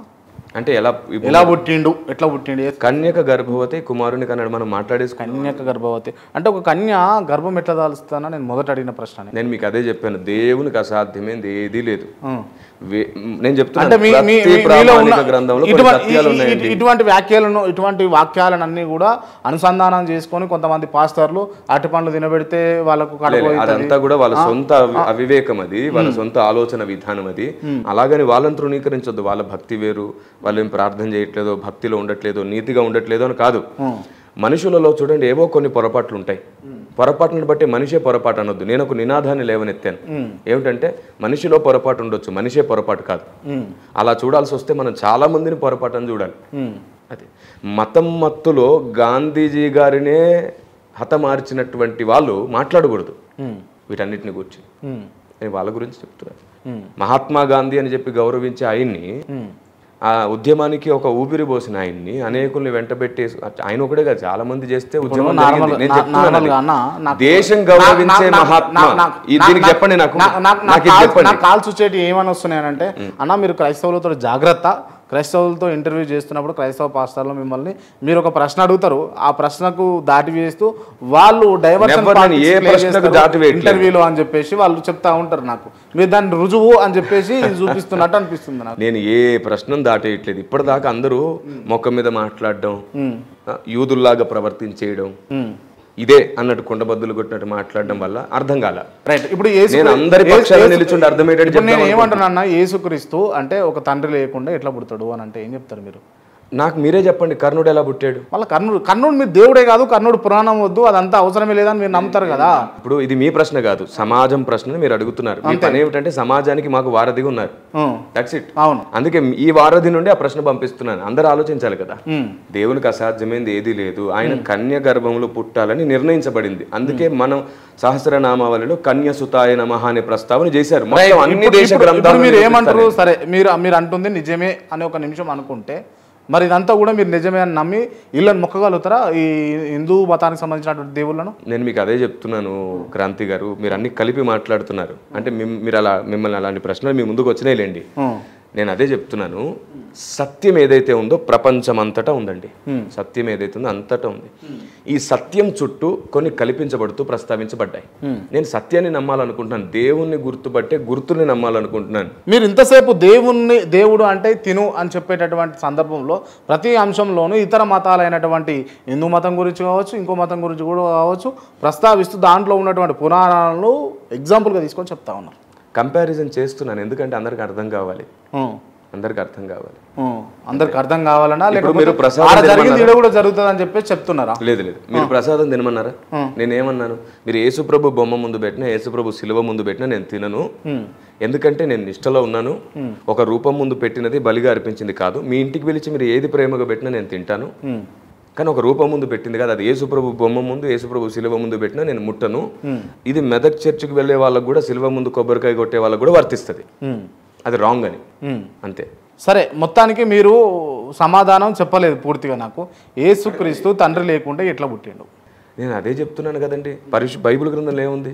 తండ్రి లేకుండా సాధ్యమా అంటే పుట్టుకలు సాధ్యం? మనుషులకు సాధ్యం కాదు, ఆయన దేవుడు కాబట్టి సాధ్యం. దేవుడు కాబట్టి దేవుడికి సాధ్యమైంది అంటారు. సరే, మరియమ్మ దేవతనా లేకపోతే యేసుక్రీస్తు దేవుడా? మీరు ఆల్రెడీ ఇవి అడిగారు, మళ్ళీ చెప్తున్నాను. మానవుడిగా ఈ భూమి మీద ఆయన అవతరించాల్సి వచ్చినప్పుడు మానవులలో ఒకరిని ఎంపిక చేసుకోవాలి కదా. మరియని ఎంపిక చేసుకున్నాడు. మరియ దేవత కాదు. దేవత కాదు. దేవత అని పూజించేటోళ్ళకి ఏం చెప్తారు మీరు? మరి అదే చెప్తున్నాను. ఇప్పుడు ప్రవక్తగా ఒక ఆయన పిలువబడ్డప్పుడు ఆయన వాక్యాన్ని ప్రవచిస్తాడు. ఆవిడ వాక్యమైనవని కనింది. ప్రవక్తలతో సమానంగా గౌరవించాలనుకుంటే గౌరవించండి, కానీ దేవునితో పక్కన కూర్చునబెట్టి పూజించొద్దు. అది చాలా పెద్ద తప్పు బైబిల్ ప్రకారంగా. ఓకే, అంటే దేవుడికే జన్మనిచ్చింది అని అంటే ఆమె దేవతనే అయి ఉండాలి అని చెప్పేసి పూజించడం తప్పేమో మనిషి అభిప్రాయం. అది మనిషి అభిప్రాయం. ఇప్పుడు తల్లిని మించిన దైవం ఉన్నదా అనే క్వశ్చన్ ఉంది ఒకటి. నిజానికి తల్లిని చేసింది దేవుడు, మించిన వాడే ఆయన. అసలు తల్లిలో తండ్రిలో అంత మమకారాన్ని పెట్టిందే దేవుడు. తల్లి ప్రేమ తండ్రి ప్రేమ మనం ముందు పెట్టిందే దేవుడు. అది చూస్తే మనకు దేవుడు గుర్తుకు రావాలని మనం మొత్తం కల్పించుకొని అసలైన దాన్ని గుర్తించడం మానేసాం. అంటే ఇప్పుడు మీరు చెప్పినటువంటి అంశంలో సిలువకు పూజ చేయొచ్చా, ప్రేయర్ చేయొచ్చా? నేను అదే చెప్తున్నాను, చేయకూడదు. మరియకు పూజ చేయకూడదు. ప్రేయర్ కూడా చేయకూడదు. ఓకే, క్యాథలిక్లు మంచోళ్ళ, ప్రొటెస్టెంట్స్ మంచోళ్ళ? రాంగ్ క్వశ్చన్ అంటే ఇదేంటంటే వాళ్ళందరూ మంచి వాళ్ళే. ఇప్పుడు ఏదైనా తెలియక చేస్తారు, చెడ్డ వాళ్ళు అయినందుకు చేయరు. అది నేను అనేది. క్యాథలిక్లు తెలివైన వారా, ప్రొటెస్టెంట్స్ తెలివైన వారా? Wrong question. ఎవరు తెలివైన వాళ్ళు? తెలివి అనే ప్రస్తావన పక్కన పెడితే తెలియకపోవడం ఒక వ్యక్తి తెలివిలేనితనమే కదా. కాదు, తెలుసుకోలేకపోవడమే. స్కూల్లో పిల్లోడు ఉన్నాడు, వాడు ఎదుగుతుంటాడు, తెలుసుకొని ఎదుగుతారు. కొందరు మెల్లిగా ఎదుగుతుంటారు. అరే నీకు తెలివి లేదంటే కాదు, దానికోసం ప్రయాసపడుతున్నాడు. ఇలాంటి కొన్ని డిప్లొమాటిక్ క్వశ్చన్సే సమాజాన్ని విచ్ఛిన్నం చేస్తున్నాయి. మీరు ఇది అడిగినందుకు కృతజ్ఞతలు మీకు. నిజంగా నేను మీకు ఇంకో థ్యాంక్స్ చెప్పాలి. ఎందుకంటే నా కోసం మీరు 8 నెలలు వెయిట్ చేశారు. నిజంగా మీ ఓపికకి నేను నిజంగా హ్యాట్సప్ చేస్తున్నాను. ఎంత ఓపిక, సమాజానికి మేలు జరగాలి. నిజంగా క్రైస్తవ్యంలో ఏం జరుగుతుంది, హైందవులు ఏం జరుగుతుంది, అందరి పట్ల ఏం జరుగుతుందో మధ్యవర్తిగా ఉండాలనుకున్నారు. నిర్మోహమాటంగా క్వశ్చన్స్ అడుగుతున్నారు. 8 నెలలు వెయిట్ చేశారు మీరు.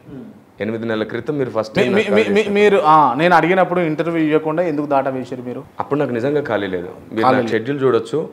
ఇప్పటికి 10 సంవత్సరాల నుంచి టైంకి నిద్రపోలేదు, టైంకి పడుకోలేదు. పుస్తకాలు పరిశీలిస్తాను, అందరి కోసం ప్రార్థిస్తాను. అదే చెప్తున్నాను. నిద్ర కూడా పోకుండా చేసేంత పెద్ద పనులు ఏముంటాయి? చేస్తాను. రాత్రి పగలు పుస్తకాలు ధ్యానం చేస్తుంటాను. మీరు పిక్స్ చూడొచ్చు, మీకు ఇస్తాను. తర్వాత శిష్యులతో సమయం గడుపుతాను, మీటింగ్స్కి వెళ్తుంటాను. హండ్రెడ్స్ ఆఫ్ కిలోమీటర్స్ జర్నీలో కూడా చాలాసార్లు నిద్ర ఉండదు. కొన్నిసార్లు అందరి కోసం ప్రార్థన చేస్తూ వెళ్తుంటాను.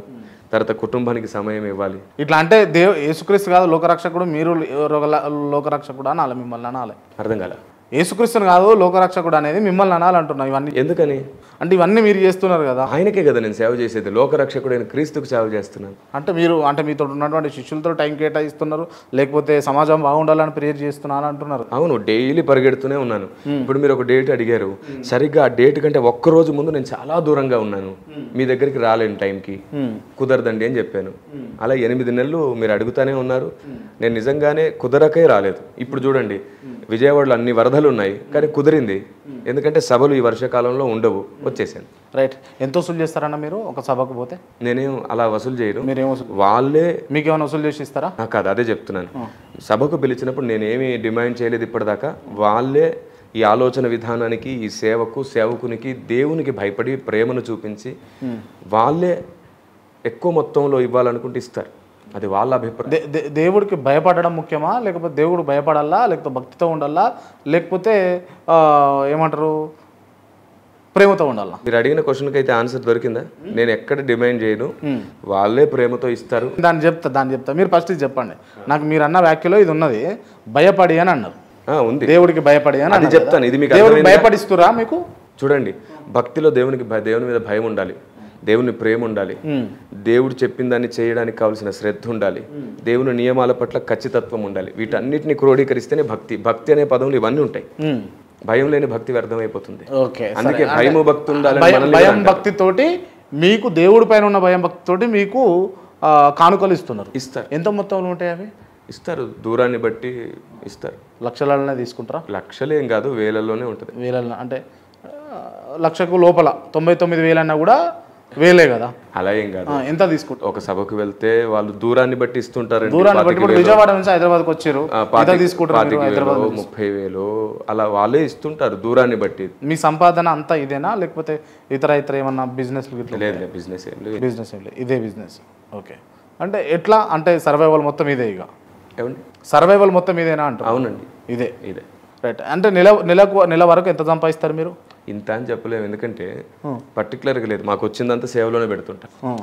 సేవలో పెడతారు. మీరు ఆస్తి ఇట్లా అంటే నాకే కాదు, ఏ సేవకుని మీరు అడిగినా పర్టికులర్గా ఇంతే వస్తుందని చెప్పలేరు, ఒక ఫిగర్ ఉండదు. సరే, ఫిగర్ ఉండదు. ఇప్పుడు నేను ఆ అబ్బాయిని చూస్తాను, చిన్న ఉన్నాడు, మీ కుమారుడు.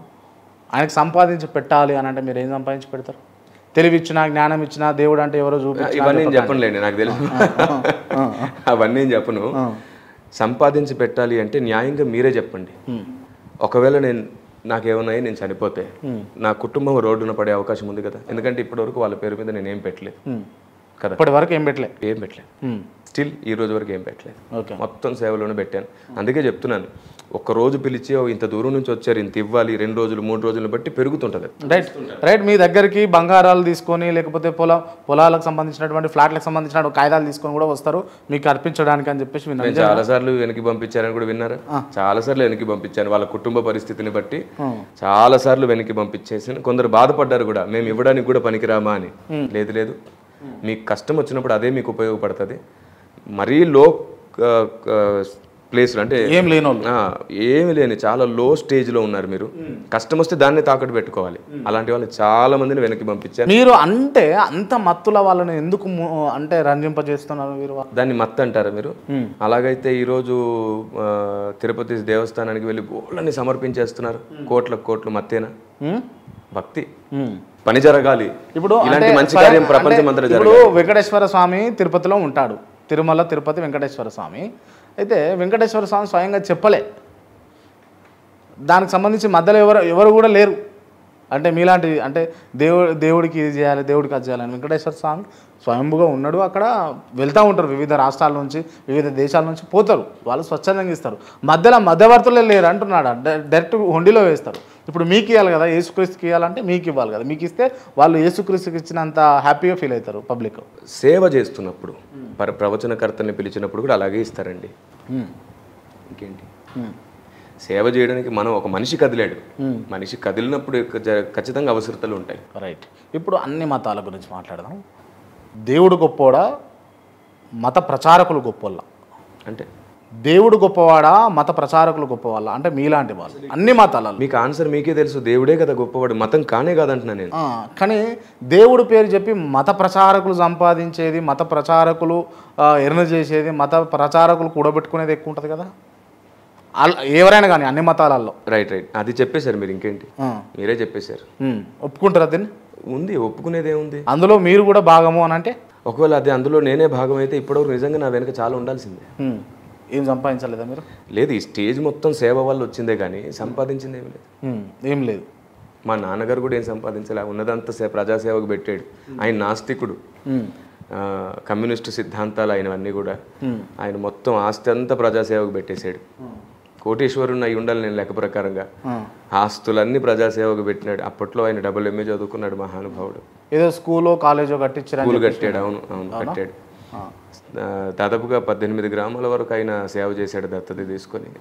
వాటర్ ట్యాంక్స్ కట్టించడం, రోడ్లు వేయించడం, ప్రజాసేవగా చాలా చేశాడు. రాజకీయ నాయకులతో పోట్లాడడం, సారాగాస్తుంటే ఉద్యమాలు చేయడం చాలా చేశాడు. మా తాతగారు కూడా స్కూల్ హెడ్ మాస్టరే. మీరు కూడా అంటే నాస్తికత్వంలో ఉండి ఆ లెగసీని కంటిన్యూ చేయలేకపోయినారు మీరు? అదే దేవుడు నాకు దొరికాడు, దేవుడే స్వరంతో పిలిచాడు. నాకు నిజం తెలిసి నాకు ఎలా ఊరుకోను. ఇప్పుడు నాకు దేవుడు దొరికితేనే భారతదేశంలో అందరికీ చెప్పాలనుకుంటాను. కిరణ్ గారు అంటే మీరు చెప్తున్నటువంటి వాక్యం ఏదైతే ఉందో, దేవుడు పిలిచిండు, దేవుడు కిరణ్ పిలిచిండు అని చెప్పి చెప్తున్నారు కదా, అది మీకు పిచ్చితనం లాగా అనిపిస్తుంది? చూడండి, నా అనుభవం గురించి నేను ఎవరికి నిరూపించక్కర్లా. నా ఓన్ ఎక్స్పీరియన్స్ నేనేం చేయను. నాకు నిజం తెలిసింది, సత్యం తెలిసింది. నాకు అది నా ఎక్స్పీరియన్స్, నా సొంత అనుభవాన్ని నిరూపించడానికి నేనేం చేయను. Okay, right. అంటే బైబిల్లో దేవుణ్ణి, ఈ మాట మీకు అర్థమైందా? నా సొంత అనుభవాన్ని నేను అనుభవిస్తున్నాను. ఈ అనుభవానికి రుజువే నా జీవితం ఈరోజు. Right, okay, fine, okay. Bible కావాలని చెప్పేసి బైబిల్లో యేసుక్రీస్తు అంటే ఒక పురుషుడిని దేవుడిగా చిత్రీకరించి పెట్టిరు కదా. వేదమే పురుషుడు అని చెప్పిందండి, ఇంకా అంతకంటే ఏం కావాలి? మళ్ళీ వేదాల గురించి కిరణ్ పాల్ గారు కంపేర్ చేస్తాను. మీరు కంపేర్ సమాధానం ఎందుకు చెప్తారు? ఎందుకంటే అందరికీ నిజమే కదా, మనం ఇది నమ్ముతున్నాం కదా, వాళ్ళని ప్రశ్నించడం రాంగ్ కదా, దాంట్లో ఉన్న సత్యం తెలుసుకోవాలని తపన రావాలి. That's it. వివాదాలు పోవాలంటే కంపారిజన్ రావాలి.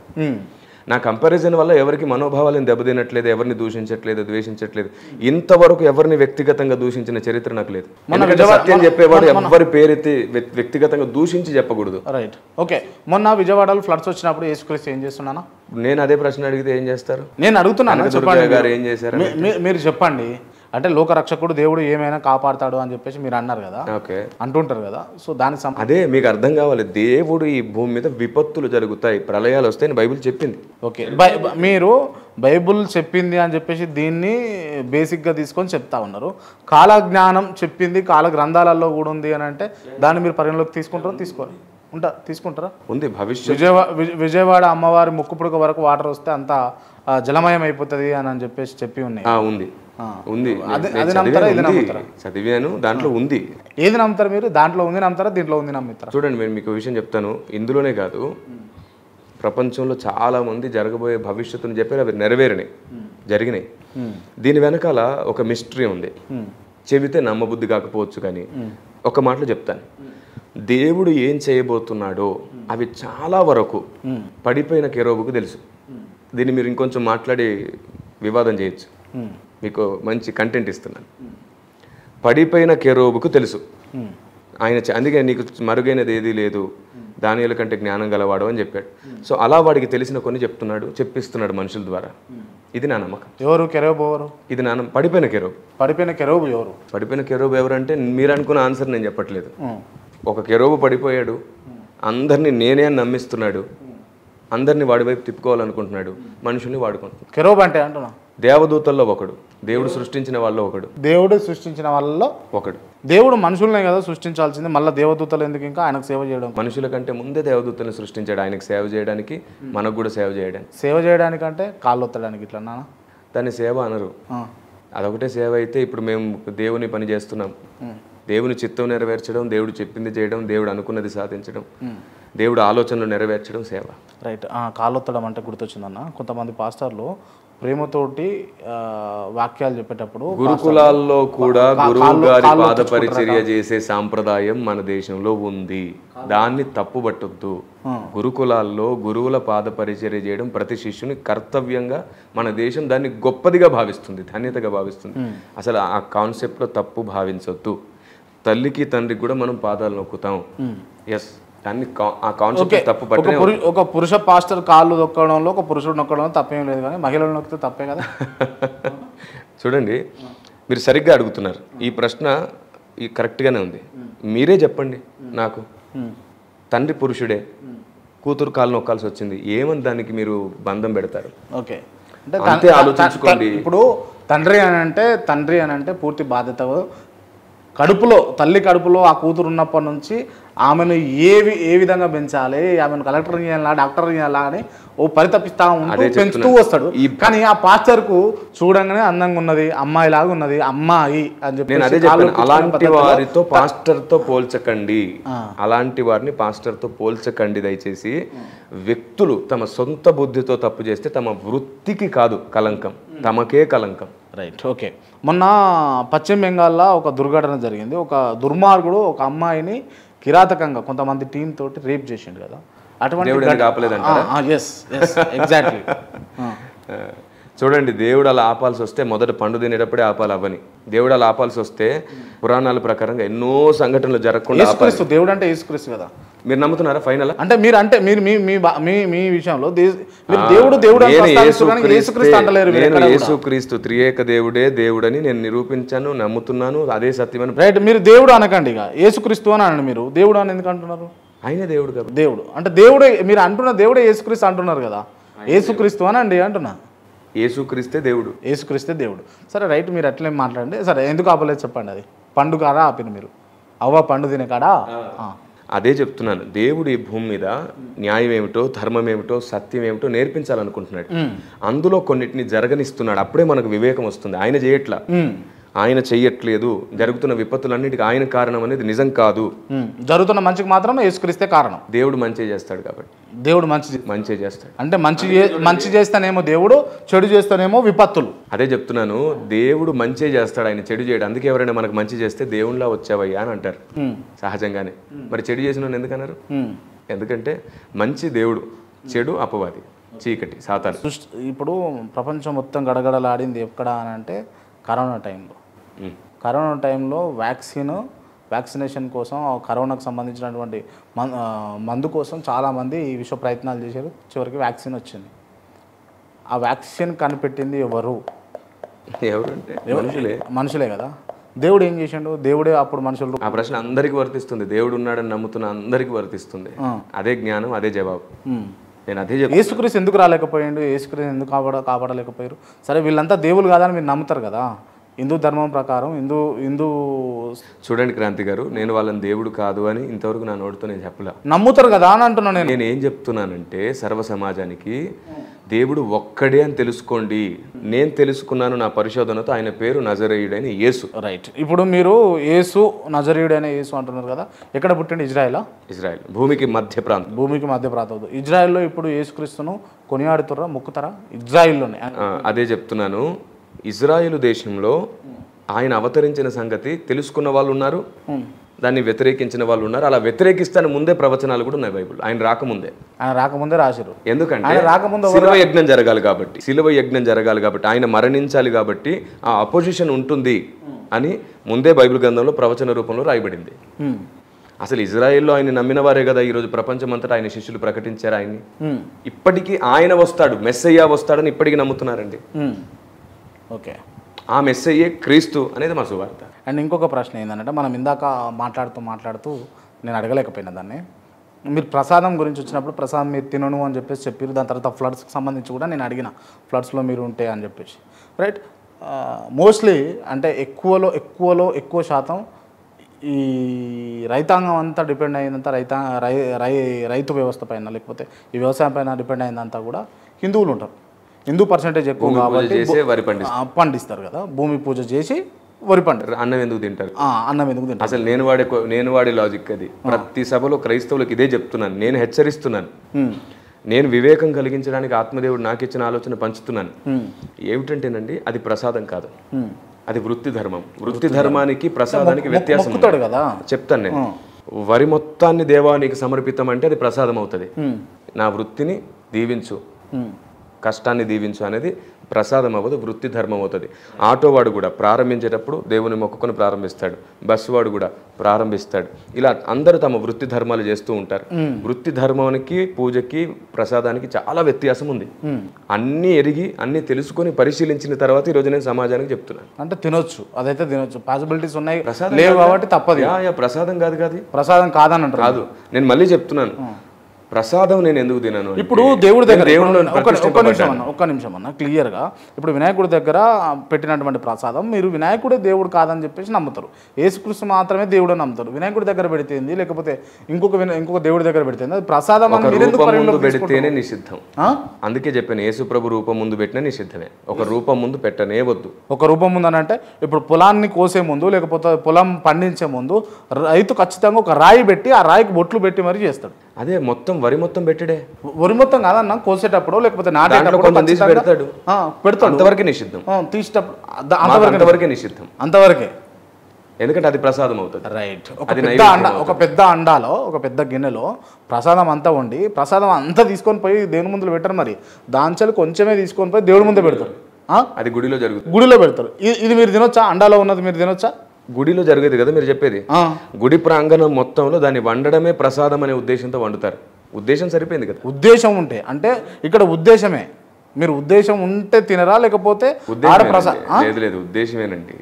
విశ్వాసానికి ఉద్దేశమే పునాది. ఓకే, ఉద్దేశంతో పెడితే మాత్రమే తినరు మీరు, ఉద్దేశం కాకుండా తింటారు. అంటే అదే ప్రసాదాన్ని, అంటే ఇది ప్రసాదం కాదు అన్న ఉద్దేశంతో మీకు పెడితే తింటారు. సరే, మీకు క్లియర్గా చెప్పనా, మీరు ఒకటి నాకు ఇచ్చారు, ఇప్పుడు భోజనం టైం అయింది అని చెప్పేసి మీరు ఏదో నాకు ఇచ్చారు, మీ దాంట్లో నుంచి తీసి, అది ప్రసాదం అని నాకు చెప్పలా, నేను తినేసాను, నాకేం అవ్వదు. కానీ నేను తినే ముందు ఒకటి చేస్తాను, నాకు తెలియకుండా నా చేతికి వచ్చింది కాబట్టి ప్రార్థన చేసి దీన్ని పరిశుద్ధపరచు, పవిత్రపరచు అని అడుగుతాను. రైట్. ఓకే, ఆ ప్రార్థన దాన్ని పరిశుద్ధపరుస్తుంది. తెలియకుండా నా దగ్గరికి ఏదైనా వస్తే నా ప్రార్థనే నాకు ఆయుధం. రైట్. తెలిసి వస్తే నా నిష్ఠ, నా దీక్ష మీకు చెప్తాను, మీరు నాకు ఎలాగో ఇవ్వరు. ఓకే, ఎందుకంటే మీరు మరి అట్లాంటప్పుడు నేను ఏమంటున్నా అంటే, వినాయకుడి దగ్గర పెట్టింది లడ్డు కావచ్చు, లేకపోతే ఇంకోటి కావచ్చు, మీరు పరిశుద్ధమైన గ్రంథం ఉంది మీ చేతిలో, మీరు పరిశుద్ధులు కాబట్టి పూజ చేసుకొని మీరు ప్రేయర్ చేసుకొని తినండి, తప్పేముంది. సింపుల్గా తెలిసినాక నేను ప్రార్థించిన అది ఫలించదు, అది రాంగ్. తెలియకుండా వస్తే దానికి ప్రార్థన. రైట్. ఓకే, ఇది క్లియర్. ఇంకొక, మీరు హోటల్స్లో ఫుడ్ తింటారా? ప్రార్థన చేసుకునే తింటాను. మటన్ తింటారా? మీరు నెక్స్ట్ అడిగే క్వశ్చన్ ఇదని నాకు అర్థమైంది. మటన్ తింటారా? మటన్ వాడు కూడా అక్కడ అలాల్ చేసి చేస్తాడు. అసలు ఇవన్నీ చేశాను నేను మొత్తం ఇవన్నీ ప్రకటిస్తూ వస్తున్నాను. నేను ఈ లాజిక్స్ అన్ని తినకూడదు, అదే చెప్తున్నాను వినండి. మటన్ కూడా ఒకవేళ హలాల్ చేసి ఇదంతా చేసి పెడతాడు కదా, తినకూడదు అనేది మీ సిద్ధాంతం. మీరు చెప్తే నేనేమంటానంటే, వృత్తి ధర్మంగా చేస్తున్నాడు, అక్కడ నైవేద్య ప్రస్తావన లేదు. మొక్కుతాడు, ఖచ్చితంగా మొక్కుతాడు, అంతేగాని అల్లా ఇదంతా నీకే అనడండి, అనడు. అలాంటి ప్రస్తావన వస్తే తినకూడదు. అది వృత్తి ధర్మంగా ఇది చేసినప్పుడు ఇది చెయ్యండి అని అంటారు. అయ్యో, ఒక ప్రాణిని నేను చంపుతున్నాననే ఇన్ఫీరియారిటీ కాంప్లెక్స్ ఒక క్రియేట్ అవుతుంది మనిషి మనస్సాక్షికి. అందుకు అది జరుగుతుంది అక్కడ, అంతే తప్పించలేదు. అక్కడ అసలు లేదండి, నేను అదే చెప్తున్నాను. కానీ ఒక హోటల్ వాడు, ఒక రెస్టారెంట్ వాడు మొక్కుకునేంత వరకు రెస్టారెంట్లో పని జరిగించుకోడు. అందుకే నేనేమంటానంటే అది కూడా వృత్తి ధర్మమే. వృత్తి ధర్మానికి ప్రసాదానికి చాలా వ్యత్యాసం ఉంది. అర్థం చేసుకుంటే మనం భారతదేశంలో ప్రశాంతంగా దేవుని ప్రకటించుకోవచ్చు. ఓకే, ఇప్పుడు రైస్ డిపోలలో కూడా దేవుని పెట్టుకొని మొక్కుతారు వాళ్ళు. రైస్ అక్కడ కూడా రైస్ మొత్తం ప్రసాదం కాదు, వృత్తి ధర్మం. మాత్రం వృత్తి ధర్మానికి ప్రసాదానికి వ్యత్యాసం ఉంది. కానుకల పేరిట లేకపోతే దశమ భాగాల పేరిట భారీ వసూలు చేస్తారా? భారీ వసూలు అనే ప్రస్తావన రాంగ్. అసలు దాని ద్వారా మోసం జరుగుతుంది అనేది రాంగ్. నేను దానికి నిరూపణగా వీడియోస్ చేశాను. రైట్. ఓకే. అండ్ చర్చిలు కడతారు కదా వసూళ్ళు చేసి, ఆ చర్చిలు ఎవరి పేరు పైన ఉంటాయి? వసూళ్ళు ఇచ్చినటువంటి చాలా వరకు పాస్టర్ గారుల పేరు మీదే ఉంటాయి, లేదంటే సంస్థల పేర్ల మీద ఉంటాయి. పాస్టర్ల పేరు మీద ఎందుకన్నా? పాస్టర్ల పేర్ల మీద ఎందుకు అంటున్నా అంటే, కానుకలు ఇచ్చిందంతా కూడా క్రైస్తవులు కదా. ఎక్కడైనా వాళ్ళకి సంస్థలు లేకపోతే పర్సనల్గా చేసుకునే వాళ్ళు ఉంటారు, వాళ్ళకది వాళ్ళ పేరు మీదే ఉంటాయి. ఎందుకంటే అప్పులు చేసి కూడా తీసుకొచ్చి కడతారు. మీకు తెలుసా సేవకులు ఎంత కష్టపడతారు? కొందరి జీవితాల్లో సొంత పిల్లలకు పెట్టుకోవడానికి ఉండదు, అయినా సరే మీటింగ్స్ పెట్టి సేవ చేసి సంఘాలు కట్టి ప్రాణానికి తెగించి సేవ చేసే వాళ్ళు చాలామంది ఉన్నారు.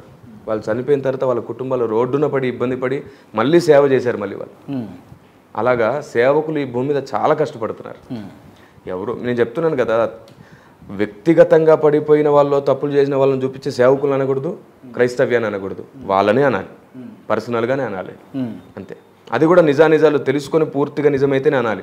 ఎవరో నిందిస్తే ఎవరో మాట్లాడితే పరిశీలించకుండా ఒక్క సైడ్ విని మాట్లాడేవాడు అసలు ధర్మస్థాపకునికి పనికిరాడు. రైట్. ఓకే, ఇప్పుడు క్రైస్తవం, ఈ మాట మీరు క్లియర్గా వినిపిస్తారుగా సమాజానికి, ఎందుకంటే ఇలాంటి స్టేట్మెంట్స్ కావాలి. ఒక్క సైడ్ విని ఒక్క సైడే మాట్లాడి ఒక్క సైడే ఆలోచించి ఎవరైతే నిందలు మోపుతారో అసలు వాళ్ళు మనిషే కాదు, ధర్మస్థాపనకు వాళ్ళు పనికిరారు. పనికి రారు అసలు. సరే, ఓకే. ఇప్పుడు క్రైస్తవం అంటే ఎక్కువ పాశ్చాత్య దేశాలలో, అంటే అమెరికా లేకపోతే యూరోప్ ఇతర దేశాలలో కొంచెం దానికి ప్రేమ ఎక్కువ ఉంటుంది, దాన్ని ఎక్కువ నమ్ముతూ ఉంటారు కదా క్రైస్తవం పైన. అండ్ అక్కడ నుంచి కొంతమంది పెద్దలు కూడా ఇక్కడ వస్తే విజిటింగ్ చేస్తూ వాళ్ళు చారిటీలు కూడా చేస్తారు పెద్ద మొత్తంలో. బట్ ఇదేంటంటే చిన్నగా ఒక చిన్న ఫంక్షన్ చేసి చర్చిలో బగారా పెట్టి లేకపోతే కోడి పులావ్ పెట్టి ఏదో ఒకటి పెట్టి దానికి ఈడ 100 రూపాయలు ఖర్చు వస్తే ఒక ప్లేట్కు 1000 రూపాయలు ఖర్చు అయిందని చెప్పేసి అక్కడ పాశ్చాత్య దేశాల నుంచి వసూళ్లు చేస్తారట. మీరు గవర్నమెంట్లు చేసేది చెప్తున్నారు, ఈ భూమి మీద గవర్నమెంట్లు కూడా అలాంటి లెక్కలే రాస్తున్నారు.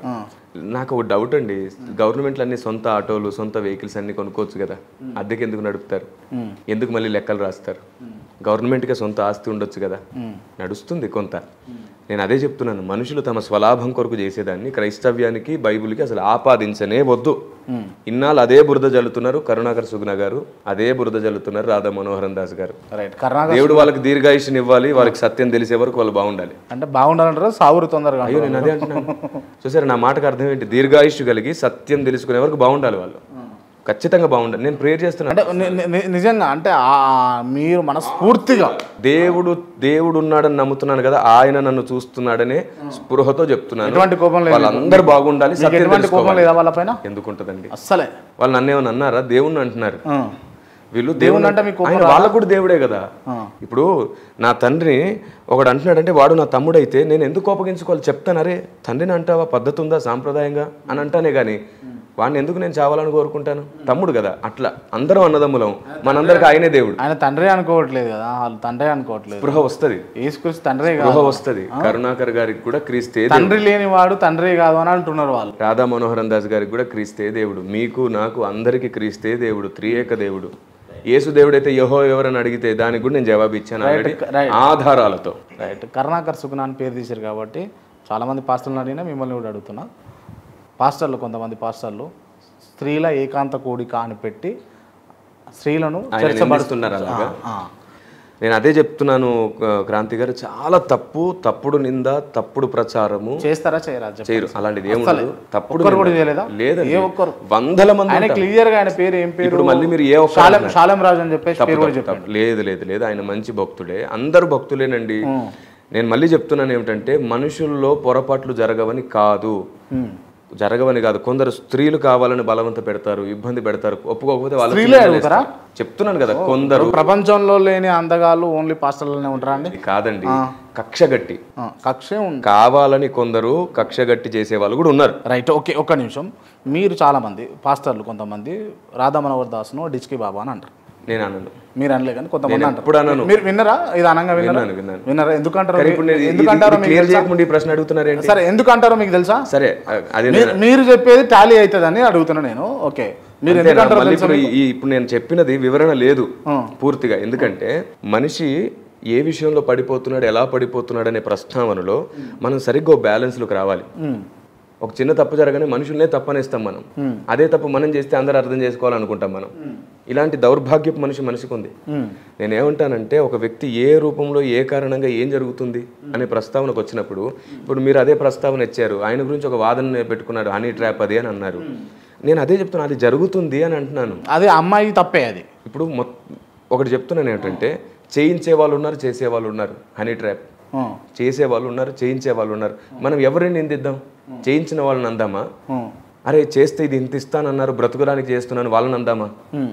అందుకే ఒక సందర్భం వచ్చినప్పుడు స్త్రీ వల్ల జరిగితే స్త్రీ వరకే అంటున్నాం, చేయించిన వారి దగ్గరకు వస్తే చేయించిన వారిని అంటాం. దేని దాన్ని సపరేట్గా చూద్దాం, వివాదాలే ఉండవు అంతే. ఓకే, ఒక గొయ్యి తవ్వితే పాపం పడ్డాడు ఆయన, కానీ మళ్ళీ లేచి నిలబడ్డాడు. పడ్డందుకు అందామా, గొయ్యి తవ్విన ఉందందామా? ఇలా సపరేట్గా చూడండి చాలు అంతే. ఇది ఏంటంటే నిందించే ప్రయత్నం చేస్తే ఒకరోజు వాళ్ళ జీవితంలో కూడా అలాంటివి జరిగిస్తే మొత్తం నిందించాల్సి వస్తుంది. ఏంటి, ఒకరినొకరు నిందిస్తూనే బతికేద్దామా? ఇదేం సమాజం అవుతుంది అప్పుడు? నిందించడం గొప్ప విషయం కాదు, బుద్ధి లేని వాళ్ళందరూ నిందిస్తారు. బుద్ధి కలిగినోడు మాత్రమే నిజాన్ని తెలుసుకొని పడిపోయిన నిలబెడతాడు. అదే సమాజం. ఒక వ్యక్తి చనిపోయిన తర్వాత ఎక్కడికి పోతాడు? ఆల్రెడీ మనం మాట్లాడుకున్నాం. సృష్టికర్త అయిన ఒక దేవుని తెలుసుకుంటే పరదేశికి వెళ్తాడు, తెలుసుకోకపోతే పాతాళానికి వెళ్తాడు. ఇది మొత్తం అన్ని గ్రంథాల్లో ఉంది. Okay right. ఇప్పుడు యేసుక్రీస్తును నమ్మని వ్యక్తి ఎక్కడికి పోతాడు? మీరు మళ్ళీ భలే అడిగారు. యేసుక్రీస్తును నమ్మని వ్యక్తి ఎక్కడికి పోతాడు?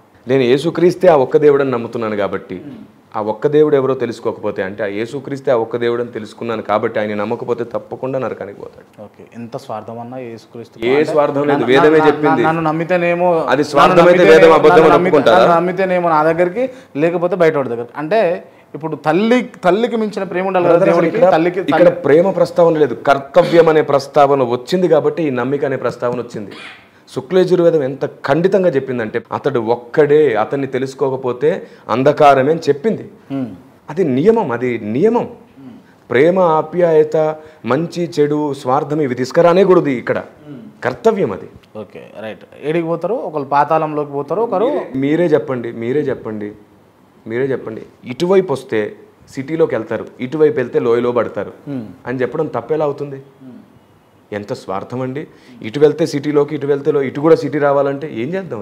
అంటే ఆ చెప్పేటోడు ఎవరైతే చెప్పేటోడు ఉంటాడు కదా, నన్ను నమ్మి నాకు ఒక 100 రూపాయలు ఇవి, నేను సిటీకి పోయేది చెప్తా, లేకపోతే ఇటు లోయలోకి పోయేది చెప్తా అంటే తప్పు కదా. అది 100 రూపాయలు అడిగిన ఉంది. ఇప్పుడు ఎవరు అడిగారు 100 రూపాయలు? దారి మధ్యలో ఉన్నాం. 100 రూపాయలు కాదు సమస్య. ఇక్కడ విషయం ఏంటంటే నమ్మడం. 100 రూపాయలు అంటే నమ్మడం అనుకోండి. అదే చెప్తున్నాను, ఏది నమ్మాలి? ఇటు వెళ్తే సిటీ వస్తుందని నమ్మితేనే నువ్వు సిటీలోకి వెళ్తావు. నిజం చెప్తున్నాడుగా, నిజాన్ని ఎప్పుడు నమ్మాల్సిందే. అంటే నిన్ను నమ్మితేనే ఇటు సిటీ అని ఎట్లా నమ్మాలి? ఇప్పుడు నేను నమ్మిన తర్వాత సిటీ రాలి అటు కూడా. అదే చెప్తున్నాను, ప్రపంచ గ్రంథం మొత్తం పరిశీలిస్తే ఒకడున్నాడు, ఆయన నమ్మకపోతే అంధకారం అని చెప్పి అందరూ చెప్తున్నారు. అన్ని గ్రంథాల్లో ఉంది. నేను అదే చెప్తున్నా, పెద్దలందరూ కూర్చుంటే ఒక్కరోజే ఒక్క సిట్టింగ్లోనే అన్ని క్లియర్ అవుతాయి. అంటే మీరు సిట్టింగ్కు అంటే ఈ డిబేట్కు సిద్ధంగా ఉన్నారా మీరు? అయ్యో ఎప్పటి నుంచోనండి. ఎప్పటి నుంచో ఉన్నాను. కానీ ఫర్ ఒక కండిషన్, ఒకే ఒక కండిషన్. చెప్పండి. మీరు కూడా కండిషన్లు పెడతారా? అయితే ఖచ్చితంగా పెడతాను. చెప్పండి. ఒకటే కండిషన్, డిబేట్ కూర్చునే వ్యక్తి ఎదుటిన్న వ్యక్తిని కూడా మంచి ఉద్దేశంతో గౌరవించబడి ఉండాలి. ఏమో ఇతని దగ్గర ఉంటే సత్యం ఉంటే ఇతని దగ్గర ఉన్న సత్యాన్ని కూడా నేను నమ్ముతానే మంచి స్వభావం ఉండాలి. అంతకు ముందు ఎప్పుడు కూడా ఎవరిని దూషించి, తూలనాడి, తృణీకరించి, పురుష పదజాలతో ప్రవర్తించిన వాడే ఉండకూడదు. నేను చెప్పేదంతా కూడా యూస్ఫుల్గా ఉండేదే కదా. సో మంచి పెద్దవాళ్ళు, మంచి మనసున్న వాళ్ళు, తొందరపడి మాట్లాడని వాళ్ళు, ఇలాంటి వాళ్ళు కావాలి మనకి. ఏది సత్యమో అది తెలుసుకుందామనే వాళ్ళు కావాలి. అలాంటి వాళ్ళు మన దేశంలో చాలా మంది ఉన్నారు. రైట్. ఓకే. నాకు అంటే చర్చ అంటే నాకు ఒక అంశం గుర్తొచ్చింది. రాధా మనోహర్ దాస్ అంటే నాతో చర్చించడానికి గొర్రెలు ఎవరన్నా ఉంటే ఈ 26 సంబంధించినటువంటి ప్రశ్నలకు మీరు క్వాలిఫై ఉండాలని చెప్పేసి పెట్టండి. దానిపైన మీరు వీడియో చేశాను. సో గుర్తుంది కదా మీకు? వ్యర్థమైన 26 ప్రశ్నలు. రైట్. 26 ప్రశ్నలు అడిగితే మీ దగ్గర దాంట్లో ఏదైనా సమాధానాలు ఉంటాయా? అసలు ఆయన సమాధానం చెప్పొద్దు అంటున్నాడుగా. చెప్పొద్దని చెప్పి అడిగితే ఎలాగా? అది వ్యర్థమైన ప్రశ్నలే కదా. ఫస్ట్ చెప్పొద్దు అన్న తర్వాత చెప్పమని అడగడం అంటే ఇది వ్యాలిడ్ అనిపించలేదా మీకు? అంటే ఏది వ్యాలిడ్ నన్ను అడగండి. సరే ఒక్క నిమిషం అండి. నాతో డిబేట్కి రావాలనుకునే గొర్రె పరిపూర్ణ క్రైస్తవుడై ఉండాలి. పరిపూర్ణ క్రైస్తవుడు అంటే ఆయన ఉద్దేశం ఏంటి? పరిపూర్ణ క్రైస్తవుడు అంటే ఉద్దేశం అంటే మీరు మీ పూర్వీకులు కావచ్చు, మీరు కావచ్చు, అందరూ కూడా క్రిస్టియన్స్ అయి ఉండాలి. మీ తాత, తండ్రి, లేకపోతే వాళ్ళంటే ఆయన ఉద్దేశం ఏమిటంటే నేను అడిగే ప్రశ్నలకు నాకు ఎవరు జవాబు చెప్పొద్దు చెప్పేస్తారని భయంతో పెట్టాడు. అంటే లేరా అట్లాంటి వాళ్ళు?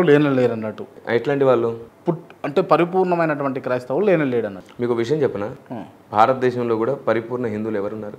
పరిపూర్ణ స్టార్టింగ్ నుంచి చరిత్రలోంచి నాకు ఇప్పుడు హిందువులు కాదా ఉన్న వాళ్ళంతా? రాధా మనోహర్ దాస్ ఎవరంటారు మీరు? నేను ఒక్క ప్రశ్న అడుగుతాను, ఆర్యులు హిందువులా, ద్రావిడులు హిందువులా? ఆర్యులు ఎవరు, ద్రావిడులు ఎవరు?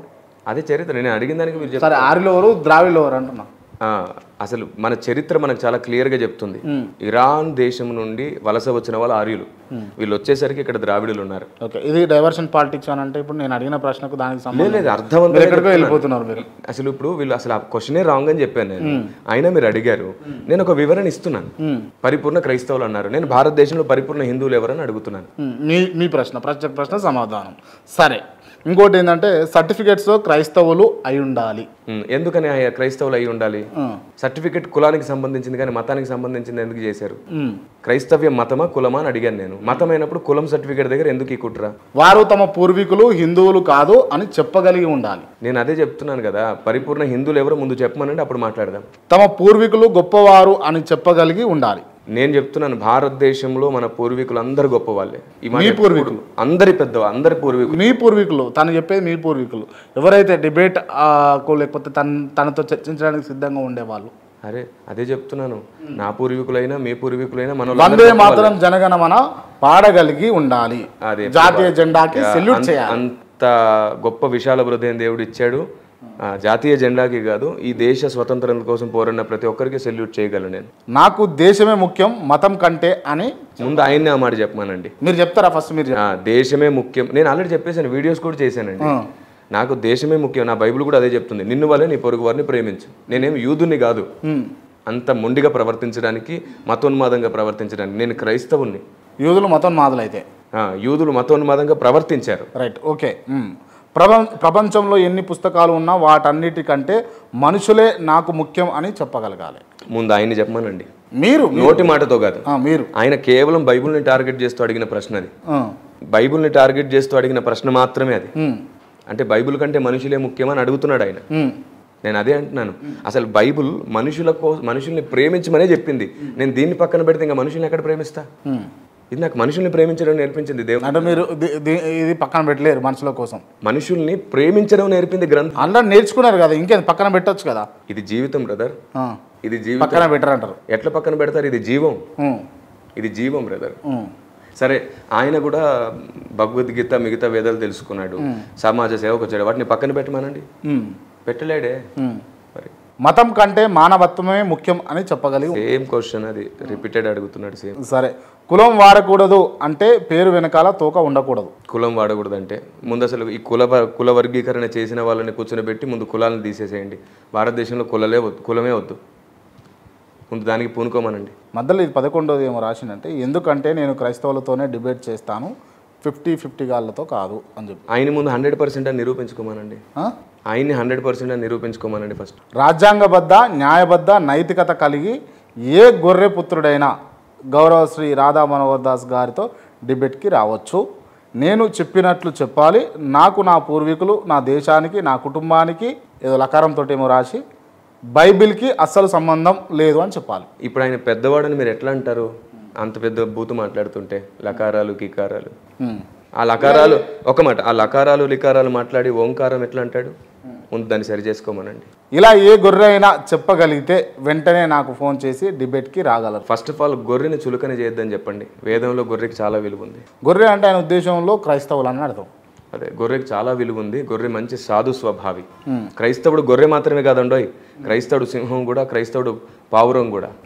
క్రైస్తవుడు సింహంతో కూడా పోల్చబడ్డాడు. మౌనంగా ఉండి లోబడితే గొర్రె, గర్జించి సత్యం చెప్పాల్సి వస్తే సింహమే. డిబేట్కి రావాలనుకునే వారు వారి ఆధార్ కార్డు పంపించాలి. గొర్రె మతానికి మన దేశానికి ఉన్న సంబంధం ఏమైనా 3 ఆధారాలు చూపించాలి. 100 చూపిస్తాను నేను. సత్యానికి దేశానికి సంబంధం ఉంటుంది, మతానికి దేశానికి కాదు. ఆ మాటకు వస్తే ఆర్యులకు భారతదేశానికి ఉన్న సంబంధం ఏంటో చూపించమనండి. క్రైస్తవ వీరుడు బైబిల్ పరిశుద్ధ గ్రంథం, ఇది ఏసయ్య కావచ్చు, ఈయన వేరేది ఉంది, గేసయ్య గాడి బూతు బుక్కు అని చెప్పేసి రాసిండు అన్నట్టు. మళ్ళీ ఇది సరే, ఇదొక అంశము. సో మొత్తానికి ఈ ప్రశ్నలన్నిటికీ మీ దగ్గర కూడా మీరు చెప్పినట్టు ఆయన పెట్టుకున్నటువంటి అన్ని వేస్ట్ క్వశ్చన్స్ అండి. అంటే సమాజాన్ని కలిపే క్వశ్చన్స్ కాదు, విడదీసే క్వశ్చన్స్ అవన్నీ కూడా. అసలు నేను చెప్తున్నాను, నిజంగా వైరాగ్యపు దృష్టి ఉంటే మీరు ఒకవేళ అంటే ఇది అడగనివ్వండి. రాధా మనోహర్ దాస్ గారు వయసులో పెద్దవారు. నేను వయసుని కానీ తృణీకరించను, నాకు ఆ స్పృహ ఉంది. ఆయన అడిగిన క్వశ్చన్స్కి మాత్రమే నేను మాట్లాడుతాను. ఇప్పటికీ ఆయనే అంటున్నాను, గౌరవ దృష్టే ఉంది నాకు. ఆయన గౌరవంగా మాట్లాడి వ్యంగ్యంగా మాట్లాడతాడు, నాకు అసలు ఆ మనసే వద్దు. నేనేం చెప్తున్నానంటే క్లియర్గా చెప్తున్నాను, ఇంత వయసు వచ్చినప్పుడు, ఇంత భక్తి వైరాగ్యం ఉన్నప్పుడు సమాజాన్ని కలపాలనుకుంటాడా, విడదీయాలనుకుంటాడా? నాకు మంచి వాళ్ళు వద్దు, సామర్థ్యులు కావాలి, గొడవ పడే వాళ్ళు కావాలనే ఉద్దేశంతో ఎందుకు మాట్లాడతాడు ఆయన? మరోవైపు ఒకటి చూపించి రెండో రకంగా సినిమాలు ఎందుకు తీస్తున్నారు కరుణాకర్ గారు? చెప్పండి. మనుషులు చేసేదాన్ని చూసి ఏకంగా మొత్తం వర్గానికి ఎందుకు ఆయన పులుముతున్నారు? ఇది పెద్ద వివాదం అండి. కలిసి ఉండేది కాదు. దేశాన్ని కలపాలని చూడండి, సత్యం తెలుస్తుంది. సత్యం మాట్లాడండి, వ్యంగ్యం వద్దు. రైట్. ఇంకొన్ని అంశాలు ఏంటి అంటే, నేను మాట్లాడిన మీతోటి, చెల్లికి కడుపు చేసిన అబ్రహాము ఆదికాండము 20:12 సామి. నేను ఆల్రెడీ వీడియో చేశాను, వివరణ ఇచ్చాను, జవాబు ఇవ్వమనండి ఫస్ట్. పిన్నికి కడుపు చేసిన రూబేన్, మొత్తం ఇంకా వరుసగా. మేనత్తకు కడుపు చేసిన అమరాను. ఇప్పుడు మళ్ళీ నేను పురాణం నుంచి క్వశ్చన్ అడిగితే మీరు మళ్ళీ ఫీల్ అవుతారు, ఎందుకులేండి. నీ అవమానము కనిపించేలా నీ చీరను పైకి ఎత్తుచున్నాను యెహోవా. చూడండి, ఉపమాన పరిభాషగా మాట్లాడిన దాన్ని వ్యక్తికి ఆపాదించినప్పుడు ఎప్పుడు తప్పుగానే అనిపిస్తుంది. పరమగీతాల్లో కూడా చాలా ఉపమాన పరిభాష, ఫిగరేటివ్ లాంగ్వేజ్ ఉంటే దాన్ని కూడా వ్యక్తుల ప్రస్తావనగా తీసుకొస్తారు. నేను అదే చెప్తున్నా, ఈ కంపారిజన్ కానీ చేస్తే వాళ్ళు ఏమంటారు, దాని వెనకాల పరమార్థం ఉందంటారు. దీన్ని ఎందుకు పరమార్థమైన విషయాలుగా న్యాయంగా ధర్మంగా అర్థం చేసుకోరు? దాని వెనకాల ఏదో శిక్ష ఉంది, ఏదో కఠినమైన కర్తవ్యం ఉందని ఎందుకు అర్థం చేసుకోరు? అంటే దేవుడు అన్యాయస్తుడు కాదని ఇప్పుడు మీరు అంటే శిక్ష లేకపోతే ఇంకోటో అయితే ఏమై ఉండాలంటే, ఇప్పుడు తల్లి కొడుకుల చేత బహిరంగ ఎవరు చేయించారండి? ఎవరు చేయించారు? రాసి ఉంది అని ఉంది కదా బైబిల్లో రాసి. ఫస్ట్ ఆఫ్ ఆల్ వాళ్ళు క్లియర్గా చదవమనండి, క్లియర్గా తెలుసుకోమనండి. ఇవి ఉన్నదా లేదా? నిజంగా వాళ్ళు తెలుసుంటే లోతు చేశాడు అనరు కదా. అక్షరాన్ని మాత్రమే చదవడం ఎందుకు, దాని ఉద్దేశాన్ని కూడా చదవమనండి. అక్షరాల వెనుక ఉద్దేశాలు అంటున్నానండి. వాళ్ళు అంటే ఇప్పుడు అక్షరాల వెనుక ఉద్దేశాలు ఉన్నాయంటారు. ఉన్నాయి. క్రాంతి గారు, వాళ్ళు ఏదో తప్పుడు ఉద్దేశంతోనే చేస్తున్నారనే అభిప్రాయానికి కూడా నేను రాట్లా. ఎవరెవరు ఏ అభిప్రాయంతో ఉన్నారో నాకు తెలియదు. కరుణాకర్ గారు, లలిత్ కుమార్ గారు, లేదంటే రాధా మనోహరన్ దాస్ గారు, ఇంకా తదితరులు వాళ్ళు ఏదో తప్పుడు ఉద్దేశంతోనే ఇదంతా చేస్తున్నారనే అభిప్రాయం కూడా నాకు లేదు. వారి పట్ల ఒక కన్సెంట్ మైండ్ ఏదైతే ఉందంటే, మా ధర్మమే కరెక్టు, హిందూ ధర్మాన్ని కాపాడుకుంటేనే ఈ దేశం బాగుంటుంది, లేదంటే ఉండదు, సాంప్రదాయాలు మారకూడదు, ఇదంతా మైండ్తో అదొక ఎమోషనల్ బాండేజ్ ఏర్పడిపోయి సత్యం ఎక్కడున్నా తెలుసుకోలేకపోతున్నారు. ధర్మస్థాపన అని ధర్మాన్నే తృణీకరిస్తున్నారు, దేవుడు అని చెప్పి దేవుణ్ణే దూషిస్తున్నారు అనేది నా అభిప్రాయం. సరే, రైట్, ఓకే. వాళ్ళ పట్ల మంచి అభిప్రాయమే ఉంది. సరే, ఈ అంశం పక్కన పెడితే, నాకు రీసెంట్గా అంటే పాస్టర్లను ఇంటర్వ్యూ చేస్తున్న కాలం నుంచి ఫోన్లో ఏమని వస్తూ ఉన్నాయంటే, మీరు పాస్టర్లు చేస్తున్నటువంటి ఆకృత్యాలపైన కాల్స్ వస్తున్నాయి. బాధితులు ఫోన్ చేస్తున్నారు. ఒక పాస్టరు తన తమ్ముడి నుండి విడగొట్టేందుకు ఆస్తి మొత్తం తనకే రావాలని చెప్పేసి, ఇవన్నీ కూడా అంతా కూడా పర్సన్ కి సంబంధించిన ఇష్యూ. అందరు అలా లేరే, కొందరు పోగొట్టుకున్నారే. పోన్లే తమ్ముడు తీసుకున్నాడు, పోన్లే అన్న తీసుకున్నాడు అని వదిలేసిన వాళ్ళు కోకొల్లలు ఉన్నారు క్రైస్తవ్యంలో. మరి పర్సన్ కి సంబంధించి మరి వీళ్ళ సంగతి ఏంది? మరి వీళ్ళ సంగతి అదేనండి. ఇప్పుడు నేను అదే చెప్తున్నాను, ఎవడైనా ఏదైనా చేస్తే క్రైస్తవ్యం గద్దిస్తుంది. గద్దించిన వినకపోతే, అసలు నేను కుల కట్నాల నివారణ కోసం పోరాడుతున్నాను. కుల కట్నాలు లేకుండా నేను వివాహాలు చేస్తున్నాను. కట్నమే తీసుకోకూడదని నేను అంటున్నాను. కట్నం తీసుకునేవాడు గాడిదని టీవీ నేను అంటున్నారా? నేను అంటున్నాను కట్నం తీసుకునేవాడు మనిషే కాదు అంటున్నాను. రైట్. మీరు కట్నం తీసుకోకూడదు, పెళ్లి చేసుకోరా? ఖచ్చితంగా. ₹1 కూడా తీసుకోలేదు. అసలే తీసుకోలేదు. రైట్. మీరు కట్నం ఇచ్చి అంటే ఎవరికన్నా పెళ్లి కూడా చేయాలి? లేదు. కట్నం లేకుండానే వివాహాలు చేసుకోవడం నేర్పిస్తున్నాను. ఎందుకంటే స్త్రీకి డబ్బు కంటే ఎక్కువ విలువ ఇవ్వాలి. చూడండి, మనకు తెలియనప్పుడు మూర్ఖంగా ప్రవర్తిస్తాం, తెలియనప్పుడు మనం చాలా తప్పులు చేస్తూ ఉంటాం, తెలియనప్పుడు పడిపోతూ ఉంటాం. తెలిసినప్పుడు ఏం చేయాలండి? సరి చేసుకోవాలి. ఇప్పుడు తెలియక కొందరు కట్నం తీసుకొని చేసుకున్నాను. నేను వాళ్ళని ఏమనట్లా. స్త్రీకి ఇచ్చే విలువ ప్రస్తావన ఎత్తుతున్నాను నేను. కట్నం తీసుకోవడమే తప్పు అని సమాజం అన్నప్పుడు తీసుకోవడం ఎలా తప్పైంది? రైట్ అయింది. తీసుకోవడం తప్పైనప్పుడు తీసుకోకూడదు, కానీ తీసుకుంటున్నారే. ఇప్పుడు నేను మొత్తం సమాజాన్ని అన్నా మనిషిని అన్నా నేనేమంటానంటే, వాళ్ళు గౌరవంగా ఇచ్చారు, నా కూతురికి ఇస్తున్నానని, నువ్వు గౌరవంగానే తీసుకో. వాళ్ళు ఇవ్వలేకపోతే వదిలేసి స్త్రీని గౌరవంగా చూసుకో. ఇదే నా నినాదం. సరే, ఓకే. ఫైనల్గా సైతాన్ ఎవరు? దేవునికి వ్యతిరేకి. సైతాన్ ఎవరు సృష్టించారు? రాక్షసుల్ని ఎవరు సృష్టించారు? సైతాన్ గురించి అదే ఎవరు సృష్టించారు? దాంట్లో జవాబు ఉంది. సైతాన్ ఎవరు సృష్టించారు అన్న? రాక్షసం సృష్టించింది అని అంటే మళ్ళీ మీరు ఎందుకు పురాణ సైడ్ పోతారు? అక్కడ రాక్షసులు ఉన్నది, ఇక్కడ సైతాన్ ఉంటే ఏమున్నది అన్నట్టుగా మీరు అడుగుతారు. లేదు లేదు లేదు లేదు క్రాంతి గారు, మీరు నన్ను పిలిచిన కారణమే హైందవ సహోదరులు క్రైస్తవ్యానికి వ్యతిరేకంగా ఉన్న ఒకే ఒక్క ఉద్దేశంతో అసలు ఈ వివాదం ఏమిటో తేలిచేయాలని పిలిచారు. వాళ్ళకైనా మాకైనా మధ్యలో నిజాలు తెలుసుకోవాలని పిలిచారు. అసలు వాళ్ళ ప్రస్తావన లేకపోతే మీరు నన్ను పిలవరు కదా. అందుకే నేను ప్రతిదీ కంపేర్ చేస్తున్నాను. క్వశ్చన్స్ వాళ్ళవి, మీరు వారది, అంతే. సమాజం అడిగిన క్వశ్చన్స్కి నేను ఆన్సర్ ఇస్తున్నాను. రైట్. అట్లా కాదన్న, ఇప్పుడు మీరు విషయం చెప్పండి, నిజంగా సైతాను ఉన్నాడా? ఉన్నాడు. ఎవరు సృష్టించారు? నేను అదే చెప్తున్నాను. ఇటు రాకురు, ఈ గోడ సత్యం ఎలా తెలుస్తుంది? నేను అదే సత్యం అని మీరు నమ్ముతున్నారా? అక్కడ కూడా చెప్తాను. మీరు ఆ మాట అడగండి. మరి మీరు ఆ మాట అడిగినాక నేను చెప్తాను. దీన్ని మీరు ఫస్ట్ ఒప్పుకోండి. దాన్ని కూడా ఒప్పుకోవాలి. మరి అక్కడ సరే, నేను అక్కడికి వస్తాను. రాక్షసుల్ని ఎవరు సృష్టించాలనేది మీ నమ్మకం. రాక్షసుల్ని ఎవరు సృష్టించారనేది హైందవ సహోదరుల నమ్మకం. ఎవరు సృష్టించుంటారు? మీరేమనుకుంటారు? అదే మళ్ళీ నన్ను అడుగుతారు. మీరేమనుకుంటారు? మీరు నన్ను అడిగింది నేను చెప్తాను. ఇప్పుడు నేను సమాధానం చెప్తూ పోతే ప్రజలకు క్లారిటీ రాదు. మీకు సమాధానం చెప్తే వినదలుచుకుంటారు కదా. మీరు ఎవరు అనుకుంటారు? సరే మీరే చెప్పండి, రాక్షసుల్ని సృష్టించింది ఒకవేళ దేవుడైతే మరి ఇన్ని ఆకృతాలకు కారణం కూడా దేవుడే అవ్వాలిగా. వాళ్ళని సృష్టించడం ఎందుకు? వాళ్ళు ఋషులను తపస్సులను ప్రజలను ఇబ్బంది పెడుతుంటే మళ్ళీ అవతారాలు ఎత్తి వారిని నాశనం చేయడం ఎందుకంటే ఏం చెప్తారంటే దాని వెనకాల లోక కళ్యాణం ఉంది, లోకానికి ధర్మం నేర్పాలి, న్యాయం నేర్పాలి, భక్తి నేర్పాలి, మంచి నేర్పాలి, తర్వాత దేవునితో పాటు విలీనం అవ్వాలి. అందుకు మైనస్ ఉంది కాబట్టి ప్లస్ విలువ తెలిసి వస్తుందని చెప్తారు. అలాగే దేవుడు చీకటిని సృష్టించలేదు అంటే సాతాన్ని సృష్టించలేదు. కెరూబులను దేవదూతల్ని దేవుడు సృష్టించాడు. తర్వాత వారి బుద్ధి పాడైపోయింది, వారి ఆలోచన పాడైపోయింది. అందుచేత ఈ సృష్టి మొత్తం ఇలా జరుగుతుంటే దేవుడు ఏం చేసినాడంటే దీన్ని వాడుకొని న్యాయ అన్యాయమును భక్తి శ్రద్ధలను నేర్పిస్తున్నాడు, ధర్మాన్ని నేర్పిస్తున్నాడు. ఇది కూడా విజయ అజయ్ అనేటువంటి పురాణ గాథలు కూడా చూస్తే ఆ తర్వాత కాలంలో వాళ్ళు మాకు భక్తితో పాతాళంలో ఉండడం కాదు, నీకు శత్రుత్వంగా ఉండి 4 జన్మలు ఎత్తుతాం అని చెప్తే రావణాసురుడిగా కుంభకర్ణుడిగా పుట్టారు. మరి వాళ్ళందరూ ఒకప్పుడు ఆయన భక్తులే కదా, విష్ణు భక్తులే కదా. విష్ణు భక్తులై కూడా రాక్షసులుగా ఎందుకు పుట్టారంటే మళ్ళీ దాని వెనకాల లోకానికి ధర్మం నేర్పడానికి రాముడు వచ్చాడని. మొత్తం అన్ని చోట్ల అర్థం చేసుకోవడానికి జ్ఞానం ఉందండి, తెలుసుకుంటే చాలు, గుర్తిస్తే చాలు, వివాదాలు తొలగిపోయి ఆ ఒక్క దేవుని తెలుసుకుంటాం. ఇంటర్వ్యూ ద్వారా నేను ఫైనల్గా అడిగేది ఏంటి అంటే ఎవరి మతం వాళ్ళది, ఎవరి నమ్మకం వాళ్ళది. నేను నా మతాన్ని పూజిస్తా, పరమతాన్ని గౌరవిస్తా అని మీరు చెప్పగలుగుతారా? ఎవరి మతం వారిది అనే స్టేట్మెంటే రాంగ్. మనందరికీ ఒక్కడే దేవుడు, మనకి ఎవరికి లేవు. మనందరిది ఒకే దేవుడు, మనకు మతాలు లేవు. ఎవరు ఆ దేవుడు? ఎవరు? నజరేయుడైన యేసు. ఈ భూమి మీదకి వచ్చి మానవాళి కొరకు మరణించినవాడు, కన్యకకు పుట్టినవాడు, పంచగాయాలు పొందినవాడు, తిరిగి లేచినవాడు, ఆయనే దేవుడు, నజరేయుడైన యేసు. ఓకే, నజరేయుడైన యేసు. ఓకే అన్న. కానీ మీరు కన్యకు పుట్టడం అనడము, లేకపోతే పంచగాయాలు అనడము, ఇవన్నీ కూడా ఒకవేళ యేసు ప్రభు నిజంగానే దేవుడు అయితే కన్యకే పుట్టాల్సిన అవసరం ఏముంది? First question mark. అండ్ ఇంకోటి ఏంటి అని అంటే ఆయన ఎందుకు దెబ్బలు పడ్డాడు, ఆయన ఎందుకు కొట్టిరు, ఎందుకు వెలివేసిరు, ఎందుకు కొట్టి ఆధారాలు ఉన్నాయి బ్రదర్, ఎందుకు కొట్టి వేదాల్లో కూడా ఆధారాలు ఉన్నాయి, బైబిల్లో కూడా. మీరు ప్రతిదీ కంపారిజన్ చేస్తారనా బ్రదర్? కంపేర్ చేయకపోతే నమ్మేవాడికి ఏం తెలుస్తుంది నిజమే కదా అని.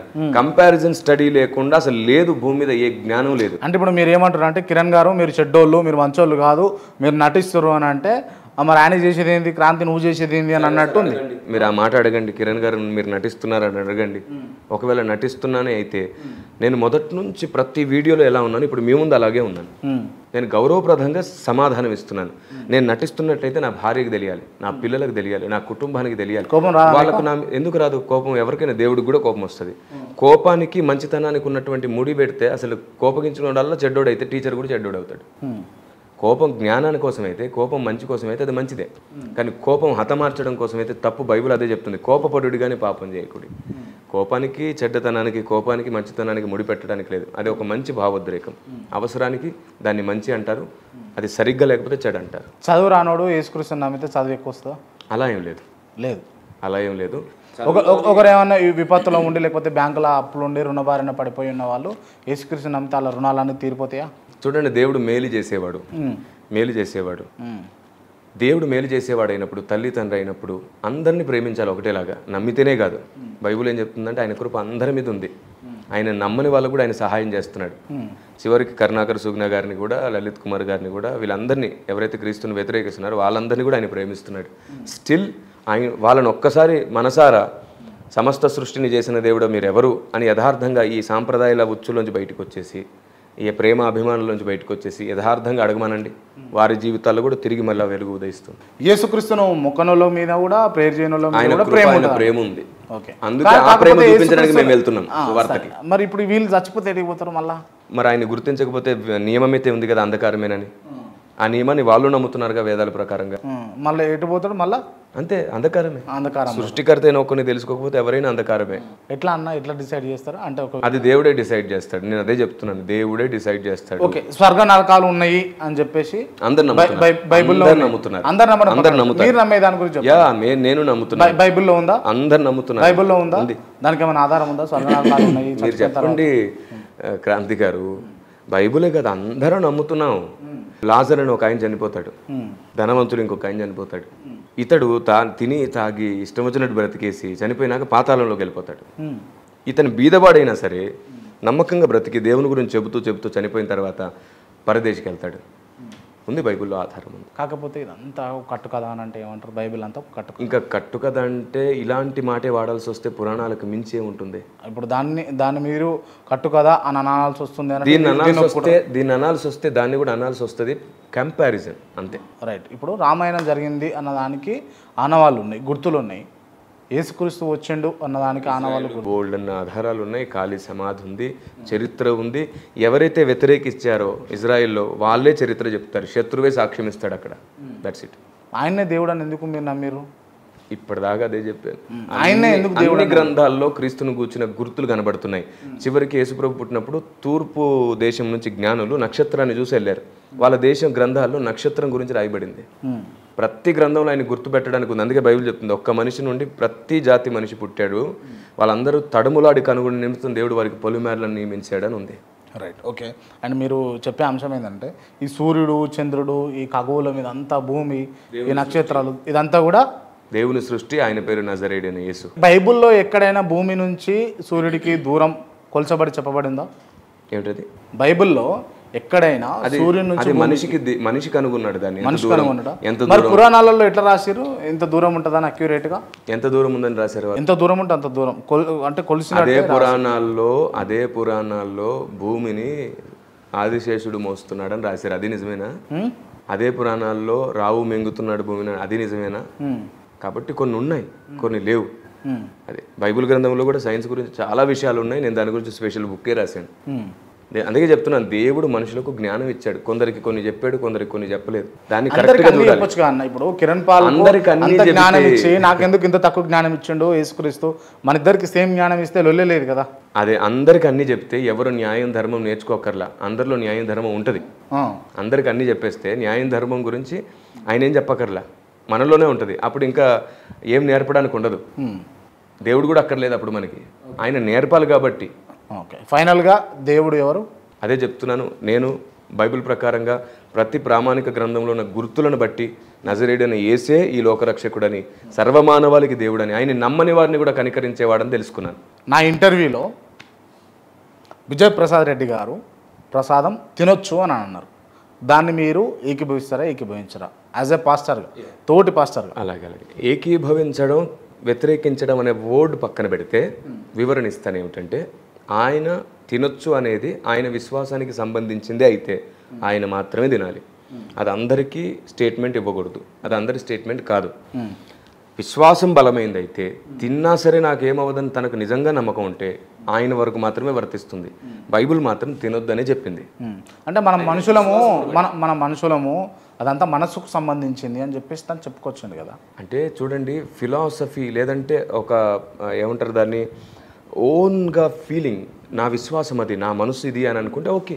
ఇప్పుడు అట్లా చెప్పడం వల్ల ఎందుకు విజయప్రసాద్ రెడ్డిని చాలా మంది క్రైస్తవులు వ్యతిరేకిస్తారు? అది ఎందుకంటే బైబిల్లో తినొద్దని ఉంది కాబట్టి. బైబిల్లో తినొద్దను అంటే ఇప్పుడు విజయప్రసాద్ రెడ్డిని తప్పుపడుతున్నారు. ఎవరి విశ్వాసానికి వారే, నా విశ్వాసం నాకు తిన్నా నాకు ఏం కాదని అనుకుంటే అది వారిష్టం. కానీ అందరికీ ఇలా చెయ్యండి అని చెప్పడంలో రాంగ్ గైడెన్స్ని ఇచ్చినట్టు ఉంటుంది అనేది క్రైస్తవ్యం చేస్తున్న వాదన. అది ఆయన విశ్వాసం ప్రకటించుకున్నారు. ఇప్పుడు నేను ప్రైజ్ ది లార్డ్ అని అన్నా, దాని తర్వాత జై శ్రీరామ్ అన్న, తను కూడా ప్రైజ్ ది లార్డ్ అని అన్నాడు.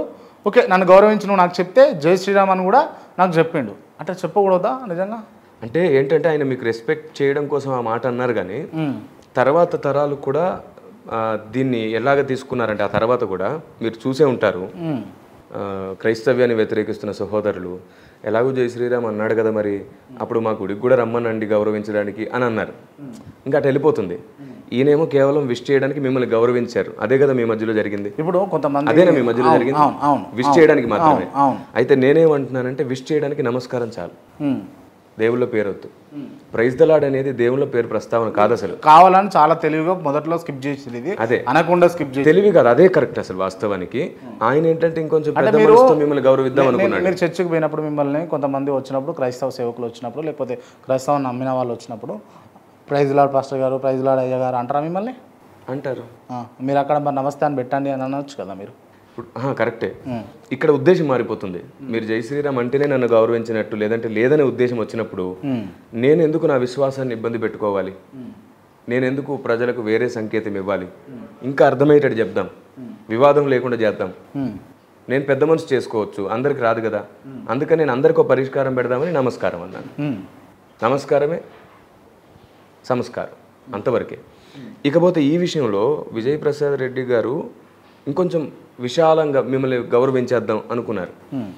మిమ్మల్ని గౌరవించిన మీకు ఆధారం దొరికే వరకు మీరు క్రీస్తుని నమ్మరు. గౌరవించడానికి ఈ ఒకటే కాదు అనేది క్రైస్తవ్యం వాదన. గౌరవించడానికి చాలా ఆధారాలు ఉన్నాయి. నేను అందుకే ఏమన్నానంటే సరే గౌరవించడానికి నమస్కారమే మంచిదని వాళ్ళిద్దరికి మధ్యలో పరిష్కారం పెట్టేశాను.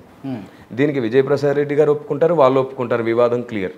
అవునవును, జై శ్రీరామ్ అండం కంటే నమస్కరించడమే మంచిది, నమస్కారం అందామని ఇప్పుడు విజయప్రసాద్ రెడ్డి గారు అన్నారు అనుకోండి, వాళ్ళు సైలెన్స్ అవుతారు, మొత్తం వివాదం క్లియర్. అంటే మీరు ఫుల్ స్టాప్ పెడుతున్నాను అంటే దట్స్ ఇట్, వివాదమే వద్దు మనకి. Okay, right right right. అంటే ఇప్పుడు గౌరవించడానికి మీరు జై శ్రీరామ్ అన్నారు కదా, గుళ్ళల్లోకి రండి అని చెప్పేసి ప్రస్తావన వచ్చిందని అంటున్నారు. నిజంగా కొంతమంది హిందువులు చర్చిలోకి వచ్చినటువంటి సంఘటనలు ఉన్నాయి.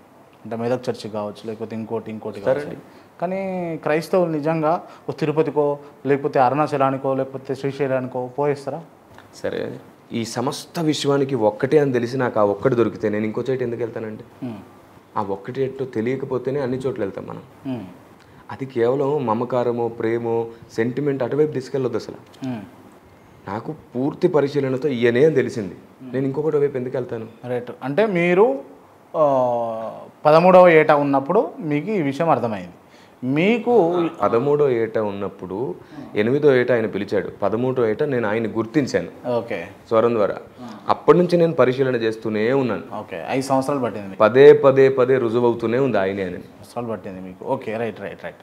ఓకే, మీరు అంటే అదంతా ఫేక్, మీరు ఒకరికి ప్రభావితం అయ్యారు, మీ చుట్టూ ఉన్నటువంటి చర్చల పరిస్థితి, మీ చుట్టూ ఉన్నటువంటి పాస్టర్ల వల్ల మీరు ప్రభావితం అయ్యారని నేనంటే. ప్రభావితమైనోడు ఇలా కూర్చోడు, ప్రభావితమైన వాడిని మీరు విలువరు, ప్రభావితమైనవాడు సమాజానికి ఇదిగో వివాదాలు తొలగించుకోండి అని కూడా చెప్పడు. ప్రభావితమైన వాడికి వివేకం తక్కువ ఉంటుంది. Okay, right. మీరు అంటే గర్భం దాల్చకపోతే గర్భం దాల్చే విధంగా, గర్భం వచ్చే విధంగా మీరు పనులు ఇచ్చి వాళ్ళకు చేస్తారా? మీరు చేయగలుగుతారా? అది లేదు లేదు లేదు, అది మీరు నెత్తి మీద చేయబెట్టి మీరు అవయవాలలో చేయగలుగుతారా? సేవకులు ప్రార్థన చేస్తే దేవుడు కార్యం చేస్తాడన్నది నిజమే కానీ పండ్లు ఇస్తేనే అవుతుంది అనేది కాదు. ఓకే, అసలు బైబిల్ ఒప్పుకోద్దాన్ని.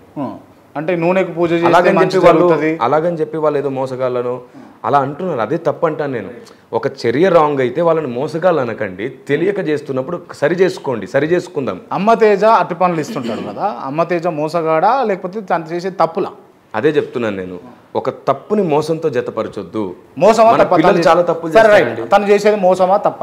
పొరపాటు, అది పొరపాటు, బైబిల్కి విరుద్ధం. అది పండ్ల వైపు కాదు, దేవుని వైపే దృష్టి నిలిచేటట్టు చేద్దాం. పండ్ల వైపు వద్దు, పండ్లు తింటే కాదు. నాకు ఒక వీడియో చూసిన, నేను ఫ్లడ్స్ వస్తున్నప్పుడు ఫ్లడ్స్లో నిలబడి తను ప్రేయర్ చేస్తాడు. మరి చూడండి, అందరికీ సేవ చేయాలని మనసు, అందరికి సేవ చేయాలని కాబట్టి మంచి మనసే. ఓకే, మంచి మనసే అంటారా? గొప్పోడే, మంచి మనస్సు. మంచి మనసు. గొప్ప అనేది ఎప్పుడు వస్తుంది అంటే సత్యాన్ని, సర్వసత్యాన్ని తెలుసుకుంటూ వెళ్తే గొప్ప. కల్వరి సతీష్ అని చెప్పేసి కల్వరి చర్చ్ ఉంటుంది కదా, మియాపూర్ దగ్గర ఉంటుంది. అక్కడ ఒక రోజుకు కొన్ని కోట్ల రూపాయలు దశమ భాగం కింద వసూలు చేస్తారట. చూడండి, దశమ భాగం రోజు ఇచ్చేది కాదు, నెలకు ఒకసారి దేవునికి సమర్పించేది. ప్రతి ఆదివారం నాడు వాళ్ళకు కొన్ని కోట్ల రూపాయలు వసూలు అవుతాయి. నాకు డబ్బు కంటే దేవుని సేవ, దేవుడే ముఖ్యం అని చెప్పే ప్రయత్నం అది. నియమానికి కట్టుబడేది. ఆ డబ్బులన్నీ సతీష్ గారి ఇంట్లోకి పోతాయి అంటారా? ఎట్లా? ఆయన సేవ చేస్తున్నారు కదండి, మెడికల్ క్యాంప్స్ పెడుతున్నారు, హాస్పిటల్స్ కట్టారు, తర్వాత చాలా చోట్ల శుభార్త. గొప్ప వ్యక్తి అంటారా కల్వరి సతీష్? గొప్ప వ్యక్తి అంటే మంచి వ్యక్తి కదండి. రీసెంట్గా ఫ్లడ్స్ వచ్చినప్పుడు కూడా, కరోనా టైంలో కూడా సమాజానికి చేశారు. చూడంండి, అవన్నీ కూడా క్రైస్తవుల నుంచి తీసుకున్నటువంటి వసూలు చేసినటువంటి డబ్బే కదా, తను సొంతంగా ఖర్చు. ప్రభుత్వం ఏమైనా సొంతంగా పెడుతుందా? ప్రజల డబ్బు ప్రజలకే పెడుతుంది. అదే లాజిక్ అలా కలిసి వస్తుంది. కానీ వాస్తవం ఏమిటంటే ప్రతి వ్యక్తిలో సైద్ధాంతికంగా లేదంటే నియమం ప్రకారంగా కొన్ని పొరపాట్లు ఉంటాయి, అర్థమయ్యే వరకు అవి జరుగుతుంటాయి. అలాగని మనిషినే పొరపాటు, మనిషినే తప్పనకూడదు. ఎందుకంటే సతీష్ కుమార్ గారి ద్వారా ఆత్మల రక్షణ జరగలేదా? సతీష్ కుమార్ గారి ద్వారా ప్రజలకు మేలు జరగలేదా? సైద్ధాంతికంగా బైబిల్కి విరుద్ధంగా ఏమైనా జరిగితే దాని గురించి మాత్రమే మాట్లాడగానే మనిషినే తప్పుపట్టడం రాంగ్. రైట్. అంటే బ్రదర్ అనిల్ కావచ్చు, లేకపోతే నేను చెప్పిన అమ్మతేజ కావచ్చు, కొంతమందికి నయం చేస్తారు, అది సాధ్యపడుతుందా? దేవుడు వారిని వాడుకొని కార్యం చేస్తాడు. వాళ్ళని వాడుకున్నాడు, దేవుడు వారిని వాడుకొని కార్యం చేస్తాడు. దేవుడికి ఉన్న శక్తి వాళ్ళకు కూడా ఉంటుంది అంటారు మీరు? అది కాదు, దేవుడు వారిని వాడుకుంటాడు. అంటే వాళ్ళు బాగా చేస్తున్నారంటే వాళ్ళకి శక్తి ఉండాలి కదా. వాళ్ళు దేవుని పక్షాన నిలబడి ప్రార్థిస్తారు, దేవుడు వారిని బాగు చేస్తాడు. ప్రజల్ని దేవుడు వాళ్ళ పక్షాన నిలబడతాడు. వీరు వారి పక్షాన నిలుచుండి దేవునికి ప్రార్థించినప్పుడు చేస్తాడు. ఇప్పుడు పూజారి లేకుండా మనం వెళ్ళి ఏం చేస్తాం? మొక్కు రాగలం కానీ పూజారి కావాలంటాం మనకి. ఎందుకు పూజారి ఉండాలి అంటే మనకంటే ఎక్కువ తెలిసిన వాడని. అంటే వీళ్ళు పూజారులు అంటారు, దేవుడికి మధ్య వారధి. వీళ్ళు చెప్పితే అవుతుందా అన్నది కావాలి నాకు. వీళ్ళు చెప్పితే మంచి జరుగుతుంది. వీళ్ళు ఎక్కడో ఉంటారు, ఓ సభ ఉంటుంది, ఆ సభలో ప్రమీల రామ్మ అంటారు, లేకపోతే ఇంకోళ్ళు పేరు పెట్టి పిలవడం గురించా? దీని గురించి ఏంటంటే క్రాంతి గారు, బైబిల్లో ఇదిగో నువ్వు పలాని పొరపాటు చేసి బ్రతుకుతున్నావు, నీ జీవితంలో పలాని జరుగుతుంది అన్నట్టు చాలామంది భక్తులు వ్యక్తిగత జీవితాన్ని సరిచేశారు. చాలామంది భక్తులు పేరు పెట్టి పిలిచి తమ భవిష్యత్తును చెప్పడము, లేకపోతే పేరు పెట్టి పిలిచి తమ గతంలో జరిగిన పొరపాటు చెప్పడము, అందరిలో అవమానించడానికి కాదు, పర్సనల్గానే పేరు పెట్టి పిలిచి వారిని సరిచేయడము, వారి జీవితాన్ని సరిచేయడము చేసిన వాళ్ళు చాలామంది ఉన్నారు. కానీ ఊరికే ఏదో చిన్న వాటికి పేరు పెట్టి పిలవడం ఇదంతా బైబిల్ చెప్పట్లేదు. అలాగని అలా పేరు పెట్టి పిలవడం అనేది జరగదు అనేది కాదు. దేవుడు అనుకుంటే ఏదైనా చేయగలడు, ఎవరిలో నుండైనా. యేసు ప్రభు పేరు పెట్టి పిలుస్తూ వచ్చాడు అందరినీ. నతానియేలు నువ్వు అని పిలిచాడు, ఇలా శిష్యుల్ని పిలిచాడు. పేరు పెట్టి పిలవడం దేవుని బైబిల్లో ఉంది, సాధ్యపడుతుంది. మనుషుల్ని వాడుకుంటే సాధ్యపడుతుంది. కానీ అది అవగాహన మిస్యూజ్ కి దేవుడు వాడాడు దాన్ని. మిస్యూజ్ చేస్తారా? సాతాను కూడా పేరు పెట్టి పిలవచ్చు, దాంట్లో గొప్పే ఉంది. సాతాను కూడా పేరు పెట్టి పిలవచ్చు, దాంట్లో గొప్పే ఉంది. నేను అదే అంటున్నాను, ఏమిటంటే యూజ్ అయితే, ప్రయోజనం అయితే అది దేవుని చిత్తం అనుసారంగా జరగాలి. అంటే పనికొచ్చేది అయితే దేవుడు, పనికిరాంది అయితే 100%. నిజంగా యేసుక్రీస్తు భూమి మీదకి వస్తాడా అన్న? వచ్చాడు ఆల్రెడీ, మళ్ళీ రాబోతున్నాడు రెండోసారి. మళ్ళీ వస్తాడా? రెండోసారి మేఘాల మీద రాబోతున్నాడు అని బైబిల్ చెప్పింది. ఎప్పుడు వస్తాడు? యుగాంతం ముందు ముగింపులో రాబోతున్నాడు. కడబూరా అని ఒకటి ఉంటుంది బ్రదర్, అది మోగినప్పుడు సంఘం ఎత్తబడుతుంది. ఆ తర్వాత కడబూరా అని ఉంటుంది. అంటే ఏంటిది కడబూరా అంటే చివరి రోజుల్లో బైబిల్ ప్రకారంగా చాలా విపత్తులు జరుగుతాయి, భూకంపాలు జరుగుతాయి, యుద్ధాలు, మనుషుల మీద మనుషులు, ప్రేమలు చల్లారిపోతాయి, ఇవన్నీ సంభవిస్తూనే ఉంటాయి. ఆ ప్రయత్నంగా బైబిల్ ఏం చెప్పిందంటే కొన్ని 7 బూరల ప్రస్తావన ఎత్తింది. అందులో చివరి బూర మోగ్గానే సంఘం ఎత్తబడుతుంది. అప్పుడు క్రీస్తు రాడు, మనమే మధ్యాకాశానికి వెళ్తామని ఉంది. ఆ తర్వాత క్రీస్తు ఒలివల కొండ మీదకి వస్తాడు ఇజ్రాయెల్ దేశంలో. మొత్తం ప్రపంచమంతా ఆయన చూస్తుందని ఉంది బైబిల్లో. ఇదంతా జరుగుతుంది. ఎప్పుడు జరుగుతుండొచ్చు? ఖచ్చితంగా జరుగుతుంది. మీరు చూస్తుంటే ఇజ్రాయేలు దేశం ప్రపంచానికి కేంద్రం అవుతుంది రాబోయే కాలంలో. అంటే కేంద్రం అవడం అంటే అందరు ఆకర్షిస్తుంది, ఇవన్నీ నెరవేరుతాయి. మనం ఉంటామా? మనము మళ్ళా ఉంటాం మనం చూస్తామా? ఉంటాం, చాలా సమీపంలో ఉంది. ఉంటాం, చాలా సమీపంలో ఉంది. ఒక 2-3 దశాబ్దాలు. ఈ వీడియో చూసుకోవచ్చు, దినము గడియ తెలియదు, చూసుకోవచ్చు. మీకు దేవుడు ఆయుష్ ఇవ్వాలి, తప్పకుండా మనం చూసే రోజు రావాలి. Right, thank you so much. Right, ఈ ఇంటర్వ్యూ క్లోజ్ చేసే ముందు నేను కొంతమంది పేర్లు అడుగుతా, వాళ్ళకి సంబంధించి మీరు ఓన్లీ 1 వర్డ్ ఆన్సర్ ఇవ్వాల్సి ఉంటుంది. ముందుగా బ్రదర్ అనిల్, రోషం కలిగిన సువార్థికుడు. బ్రదర్ షఫీ, ఇంకా పరిశోధిస్తూనే ఉన్నాడు, ఎంత సత్యం చెప్పినా అర్థం చేసుకోలేకపోతున్నాడు. లలిత్ కుమార్, ధర్మం చేయాలనే ప్రయత్నంలో ఉన్నారు, కానీ చెప్పే ధర్మాన్ని అర్థం చేసుకోలేని సాంప్రదాయాలు చిక్కుకున్నారు. కరుణాకర్ సుగుణ, సేమ్, ఆయన కూడా ధర్మం పట్ల, దేశం పట్ల బాధ్యత కలిగిన వ్యక్తే. తనకు కలిగిన ప్రాచీన కాలంలో, అంటే తనకు కలిగిన గతంలో జరిగిన వాటిని దృష్టి ఉంచుతున్నారు, కానీ వాస్తవ సత్యాన్ని గుర్తించలేకపోతున్నారు. అని రాధా మనోహర్ దాస్, వయసు చాలా పెద్దది, తొందరపడుతున్నారు, ఆవేశపడుతున్నారు, ఇంకా అంటే దురాభిమాన పాపం చేస్తున్నారు, కళ్ళు మూయబడి ఉన్నాయి ఆయనకి. కల్వారి సతీష్, ఒక గొప్ప వ్యక్తిత్వం కలిగిన వారు, ఒక మంచి సువార్థికుడు, మంచి సంఘ కాపరి, సైద్ధాంతికంగా ఎన్నున్నా సరే భారతదేశానికి ఆశీర్వాదంగా మారుతున్నాడు. విజయప్రసాద్ రెడ్డి, ఏదైనా సత్యం అనిపిస్తే మొక్క మీద మాట్లాడేస్తారు. ఉన్నది ఏదైనా సరే, అక్కడ ఉన్న వాళ్ళు ఎవరైనా సరే సత్యం ఏదైనా తెలుసుకుంటే తను వెంబడించే ప్రయత్నం కూడా చేస్తారు. విజయప్రసాద్ రెడ్డి గారి గురించి నేను ముఖ్యంగా చెప్పాల్సింది ఏమిటంటే, ప్రతిరోజు నేర్చుకుని ఇంకా ప్రతిరోజు మార్చుకుంటే ఇంకా గొప్పవాడు అవుతాడు, మంచివాడు. పాస్టర్ విజయ్ కుమార్, మనసు చాలా సున్నితమైంది, దేవుని కొరకు గలమెత్తాలంటే సింహంలా గర్జిస్తాడు, మంచి మనిషి. పాస్టర్ జాన్ పాల్, వాస్తవానికి ఆయన పెద్దగా నాకు తెలియదు, పరిచయం లేదు కూడా. ఈ మధ్యకాలంలోనే ఆయన గమనిస్తున్నాను. ఆయన వన్ సైడే ఆలోచిస్తున్నారేమో, ఇంకొంచెం అందరినీ అప్రోచ్ అయ్యి అన్నీ తెలుసుకొని మాట్లాడితే బాగుంటుందేమో. అంటే ఆయనకు అనిపించిందే కాకుండా అంటే మంచి వివేకం, జ్ఞానం ఉంది కాబట్టి ఆయనకు అనిపించిందే కాకుండా మిగతాయి కూడా పరిశీలించి అడిగి తెలుసుకొని మాట్లాడితే బాగుంటుంది. కేఏ పాల్, ఉన్నతమైన వ్యక్తి, తన స్థానాన్ని పోగొట్టుకున్నాడు అనవసరంగా రాజకీయంలోకి వచ్చేసి. ఎవరు రాజకీయంలోకి వచ్చినా సరే సేవకులకు నేను అదే చెప్తాను, దేవుడు మీకు ఇచ్చిన స్థాయిని పోగొట్టుకోవద్దు. సేవకులు రాజకీయంలోకి రాకూడదని కాదు, రాజకీయ నాయకుల్ని తయారు చేయండి, కానీ మీరు రాజకీయంలోకి వచ్చి డబ్బు వృధా చేసుకోవద్దు, పేరు పాడు చేసుకోవద్దని నేను చెప్తాను. కేఏ పాల్ గారు అనవసరంగా తప్పుడు సలహాలు తీసుకొని రాజకీయంలోకి వచ్చారు. లేకపోతే ఆయన దేశానికి దిక్సూచిగా ఉండేవాడు, ప్రపంచానికి దిక్సూచిగా ఉండేవాడు. రూబేను ఎవరండి? లోతు. ఇప్పుడు లోతు ఈ జనరేషన్లో ఉన్నవాడు కాదు, రూబేన్ ఈ జనరేషన్లో ఉన్నవాడు కాదు. సమస్త చరిత్రలో వారు ఒక భాగం. యేసుక్రీస్తు సమస్త మానవాళికి రక్షకుడు, పాప విమోచకుడు, అందరూ గుర్తించదగ్గ నిజమైన వెలుగు. శ్రీరాముడు ధర్మాన్ని నేర్పించడానికి ఈ భూమి మీదకి వచ్చాడని హైందవ సహోదరులు నమ్ముతున్నటువంటి మాదిరి పురుషుడు. శ్రీకృష్ణుడు. శ్రీకృష్ణుడు రాముడు వరకు చెప్పగలనేమో నేను. శివుడు, విష్ణువు, హైందవ సహోదరులు మరియా, క్రీస్తును కన్నా ధన్యురాలు, ఇజ్రాయెల్, దేవుడు ఎంపిక చేసుకున్న వేదిక, సిలువ, మానవాళికి రక్షణ తప్పకుండా ప్రతి ఒక్కరు తెలుసుకోవాల్సిన మార్గం, చర్చ్, జ్ఞానం నేర్పించే ప్రాంతం, దేవుణ్ణి బోధించే స్థలం, గుడి. గుడి అంటే చర్చిని కూడా మేము గుడి అంటాం, దేవుని గుడి. గుడి అంటారా మీరు? దేవుని గుడి అంటారా? చర్చ్. మందిరం, గుడి ఒకటే పదార్థం, ఒకే ఉద్దేశం. బల్కంపేట ఎల్లమ్మ ఉన్నది, ఆ ఎల్లమ్మ గుడి. నాకు తెలియదు దాని గురించి. తిరుపతి. అందరూ కలియుగ దైవం అని మొక్కుతూ ఉంటారు. వాస్తవానికి దేవుడు ఒక్కడే, ఆయన పేరు నజరేయుడైన యేసు. నారా చంద్రబాబు నాయుడు. అనుభవం ఉన్న రాజకీయ నాయకుడు. జగన్మోహన్ రెడ్డి. పేదల పక్షపాతి, తండ్రి కంటే ఇంకా మంచి చేయాలని తపన గలవాడు. Deputy CM power star Pawan Kalyan. సమాజాన్ని ఉద్ధరిద్దామనే తపనతో పరిగెడుతున్న నాయకుడు. కేటీఆర్. భవిష్యత్తు నాయకుడు. కేసీఆర్. ఉద్యమకారుడు. పాస్టర్ కిరణ్ పాల్. అందరూ బాగుండాలని సమన్వయపరచడానికి సమన్వయవాదంతో పరిగెడుతున్న సమన్వయ ఉద్యమకారి. క్రాంతి. అందరికీ వారధిగా ఉండి జర్నలిజంలోనే ఒక కొత్త వెలుగు చూపిద్దామనే ప్రయత్నం చేస్తున్న సంస్కర్త. Thank you so much. Thank you. God bless you.